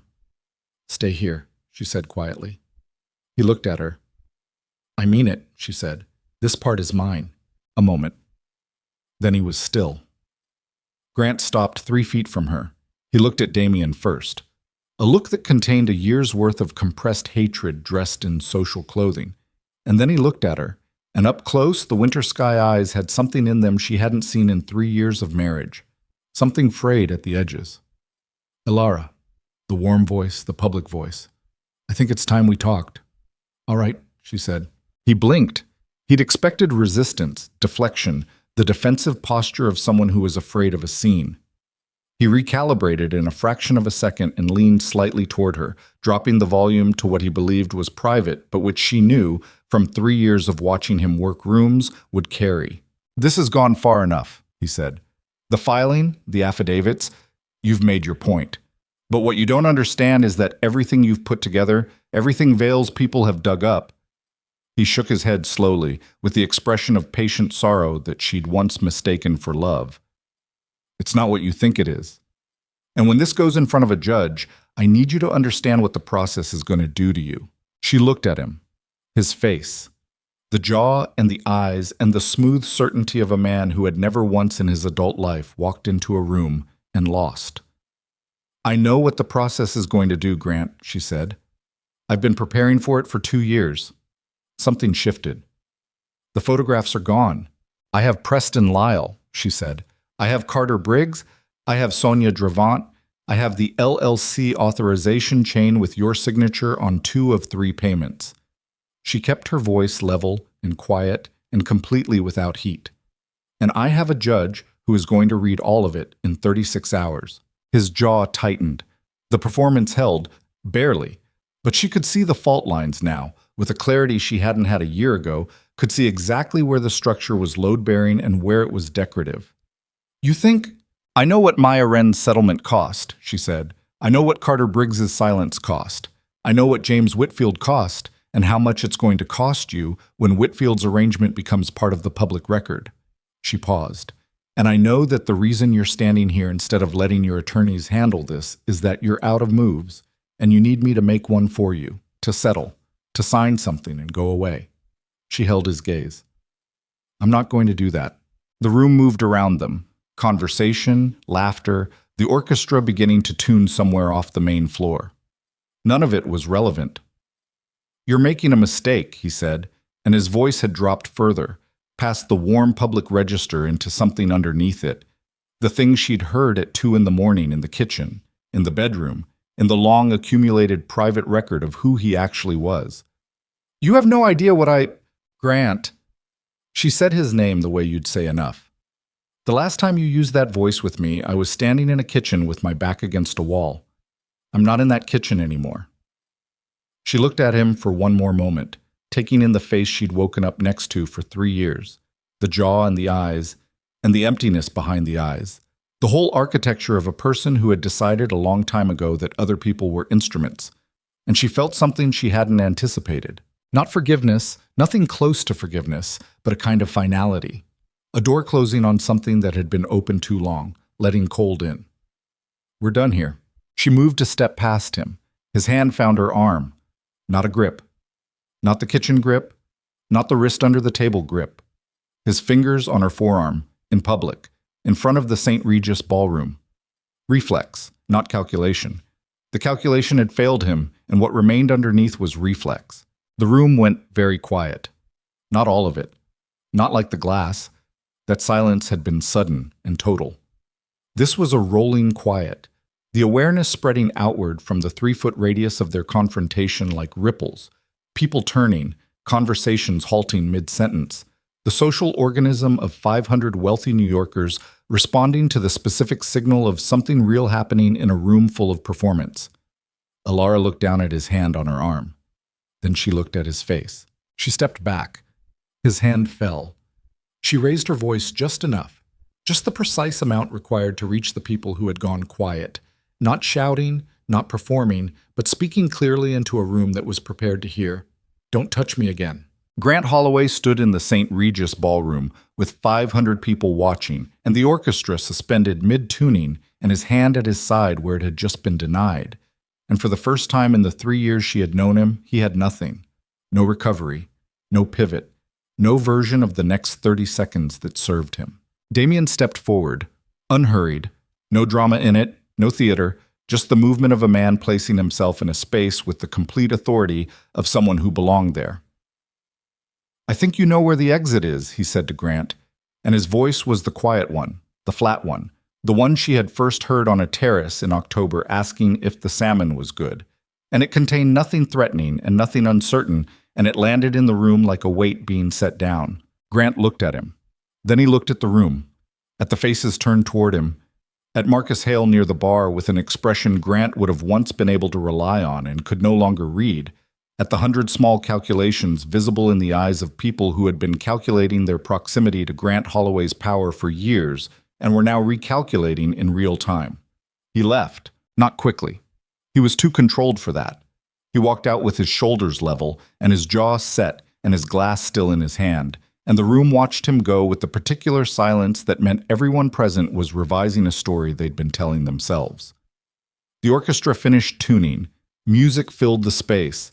Conversation resumed around them, changed in tone, the event reassembling itself around a new center of gravity. Damien looked at her. She looked at her own hands. They were steady. She'd known they would be, but she confirmed it anyway. All right, he said. Yes, she said, and meant it completely. The hearing lasted 4 hours. She sat beside Vivian at the plaintiff's table and watched the judge, a woman in her 60s with the face of someone who had seen the full range of what people were capable of and had stopped being surprised by any of it, read through the documentation with the focused attention of someone doing actual work. Grant's legal team made their arguments.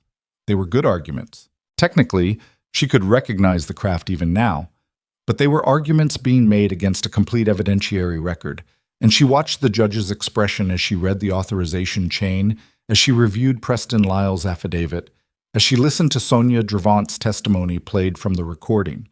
And she understood that the arguments were technically good and fundamentally insufficient. The injunction was denied. The asset freeze proceeding was reinstated. The LLC payment pattern was flagged for referral to the DA's office for review of potential criminal exposure. Grant's lead attorney asked for a recess. The judge gave him 5 minutes. During those 5 minutes, Vivian's phone rang. She answered it, listened for 40 seconds, ended the call, and looked at Alara with the expression of someone delivering news they'd been waiting a long time to deliver. He wants to settle, Vivian said. Terms? Vivian told her. She looked at the courtroom ceiling, the old plaster, the institutional fluorescent light. She thought about what she'd said to Sonia Dravant on the phone in Damien's kitchen at 5 a.m. I am not losing this because a man I trusted for years had someone in Vivian's office and got there first. No NDA, she said. He won't. No NDA, she repeated. His financial records become part of the public divorce filing.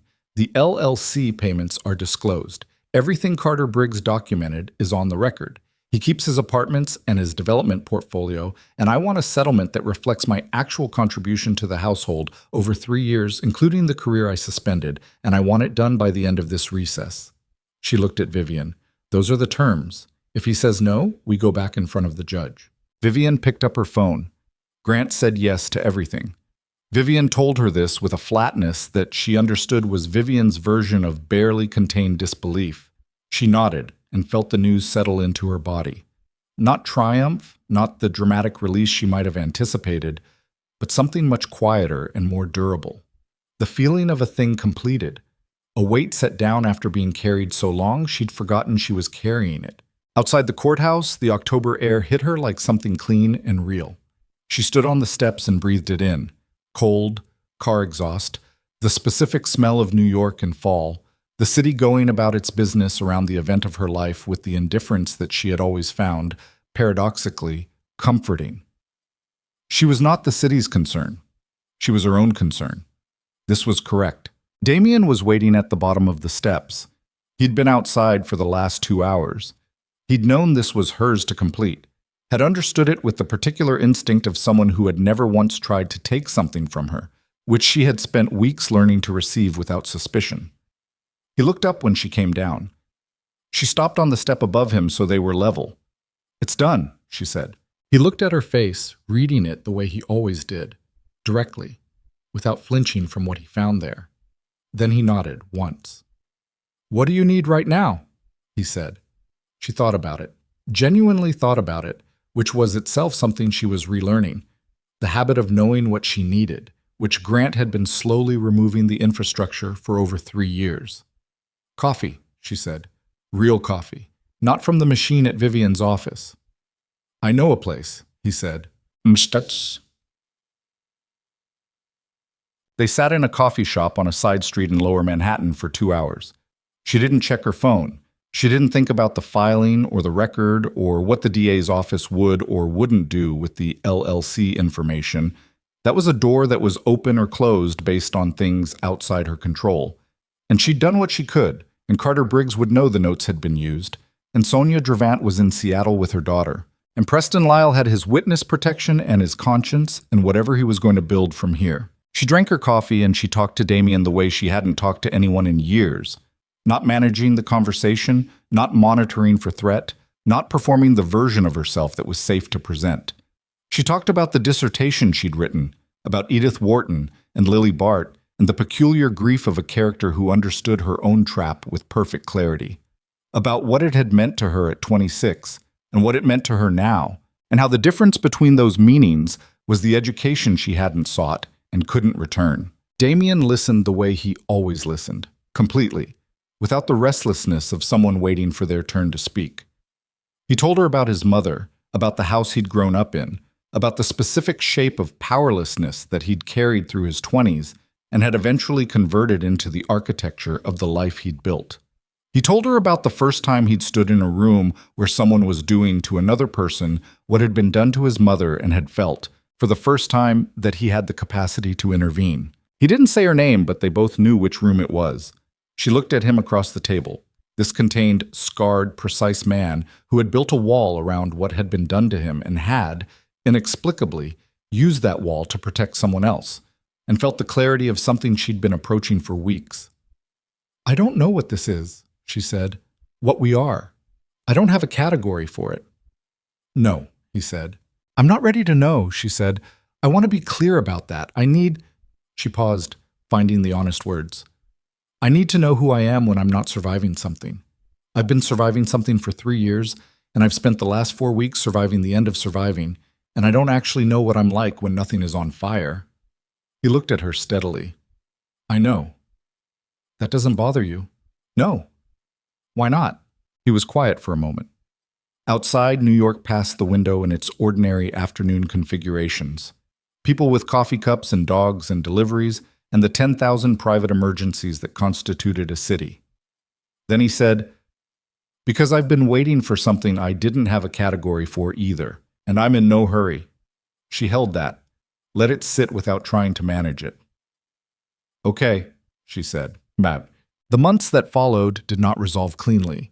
She had not expected them to. She rented an apartment in Brooklyn Heights, small, second floor, with a window that looked onto a street with old trees whose roots were buckling the sidewalk. She furnished it slowly, choosing things for herself with the deliberate pleasure of someone reclaiming a faculty they'd been told they didn't have. She bought a desk first, before a bed, which told her something about what she'd been missing.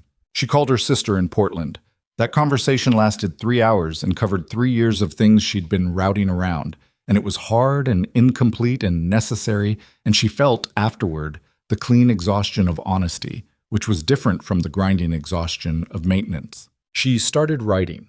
Not the dissertation. She'd been done with that for years, and what she was doing now was different, the thing she'd been circling since she was 26 and had wept over the ending of a novel, and hadn't understood what she was mourning. She wrote in the mornings, at the desk she'd bought first, in the light from the window with the old trees. She wrote badly for several weeks, and then less badly, and then, one morning in late November, something that felt true. The DA's office opened an investigation into the LLC and the payments. She gave a deposition. It was not comfortable. She was precise and complete, and she sat in that room for 4 hours and described what she had seen and documented. And she thought about Maya Wren once, a woman she'd never met, 26 years old on a floor that hadn't been inspected, and she was more precise in that section of the testimony than in any other. She did not follow Grant's coverage closely. She knew what she needed to know, that the investigation was ongoing, that his financing for 2 projects had dried up as institutional partners quietly withdrew, that the social page items about him had a different quality now, the warmth replaced with something more cautious. She did not feel satisfaction about this. She felt something more accurate, the recognition of consequence, which was different from revenge and more sustainable. Carter Briggs called her once. He said he'd read the deposition transcript, it had been a matter of public record, and that he'd found in it what he'd been unable to put in his own story 7 years ago. He didn't say thank you. He said, "It's a good record." She said she knew. He said he might write something. She said she thought he should. He didn't say anything else, and neither did she. And she thought about him afterward, sitting in his Carroll Gardens apartment, with the laptop open to something finally worth writing, the old sharpness maybe coming back to his eyes. Sonia Dravant sent an email in December. 2 sentences. It said, "I read what you filed. I'm glad it's on the record. No signature, just her name in the address line." Alara read it twice and then went back to the thing she was writing. She saw Damien on Tuesdays and some weekends. Not by arrangement exactly, more by the gradual accumulation of a routine that they hadn't designed, that had assembled itself out of the specific gravity between 2 people who had chosen, separately and then together, to be in proximity to each other. He came to her apartment sometimes and sat in the chair near the window while she wrote, not talking, reading something of his own, the particular companionship of 2 people who were comfortable sharing a silence. She went to Brooklyn Heights on other evenings and they cooked in the heavy kitchen. Or he cooked because cooking was one of the things he was better at, a fact she'd observed without embarrassment. And they talked about things that were not the case, not the proceeding, not the accumulated wreckage of the last year. He told her about the building in Red Hook he was developing, a mixed-use project he'd been slow with because he wanted to get it right. She told him about the structure of what she was writing, the shape of it, the way it was surprising her. He asked the right questions. She gave him the real answers. She was learning what she was like when nothing was on fire. She was, it turned out, someone who laughed more than she'd remembered. Someone who had opinions about food and asked for what she wanted and fell asleep at 9 on weeknights and woke up early and walked to the coffee shop on the corner before the city was fully awake, and stood in the cold with her cup and watched the light come up over Brooklyn, and felt something she hadn't had language for in a long time. She had it now. It was not happiness exactly, not the simple kind, not the uncomplicated kind. It was the feeling of being exactly where you were, with the full knowledge of what it had cost to get there, and finding that the cost was real and the place was worth it. One evening in January, late, they were sitting in her apartment. She was on the couch with her legs folded under her. He was in the chair, the lamp on, and the street dark outside. And he said without looking up from what he was reading, "The marriage paperwork." She looked at him. "The divorce is final," he said. "The convenience arrangement is legally dissolved with it." He set his book down and looked at her directly. "I want to be clear about something." She waited. "I want to be with you," he said. "Not because of the case or the arrangement or anything that was a structure we built to survive something. I want to be with you because you're someone I want to be with." He held her gaze with the directness she'd come to understand was simply how he moved through the world. No decoration, no obscured intention. What you saw was what was there. "And I understand if you need more time. I told you I'm not in a hurry, and I meant it." She looked at him for a moment, at the scarred hands and the controlled face, and the dark eyes that had looked at her on a terrace in October, and set down a card without theatrics and said, "I'm not asking you to trust me." She unfolded her legs and stood up and crossed the small apartment and sat on the arm of his chair, and he looked up at her, and she took his face in both her hands the way you'd hold something you intended to keep. "I don't need more time," she said. He put his hand over hers and held it there, his thumb against her palm, the warmth of it specific and real and belonging to no one's performance. Outside, the street was quiet. Inside, the lamp threw its circle of light across the room she'd furnished for herself, the desk she'd bought first, the window with the old trees, the particular order of a space that had been arranged by someone who knew what they wanted and had allowed themselves to want it. She had been 31 years old and weeping over the ending of a novel and hadn't known what she was mourning. The woman who finally understood her trap too late, who fell in carefully observed stages toward a ruin she couldn't prevent. She was 34 now. She was sitting in her own apartment with her hands on the face of a man who had looked at her in a dark ballroom and seen something worth protecting, and she had protected herself. And the story she was writing was not a tragedy, and the light from the lamp was warm, and outside Brooklyn went on in its ordinary and indifferent way, and she was, without qualification, entirely herself. It was, she thought, exactly enough. It was, in fact, everything.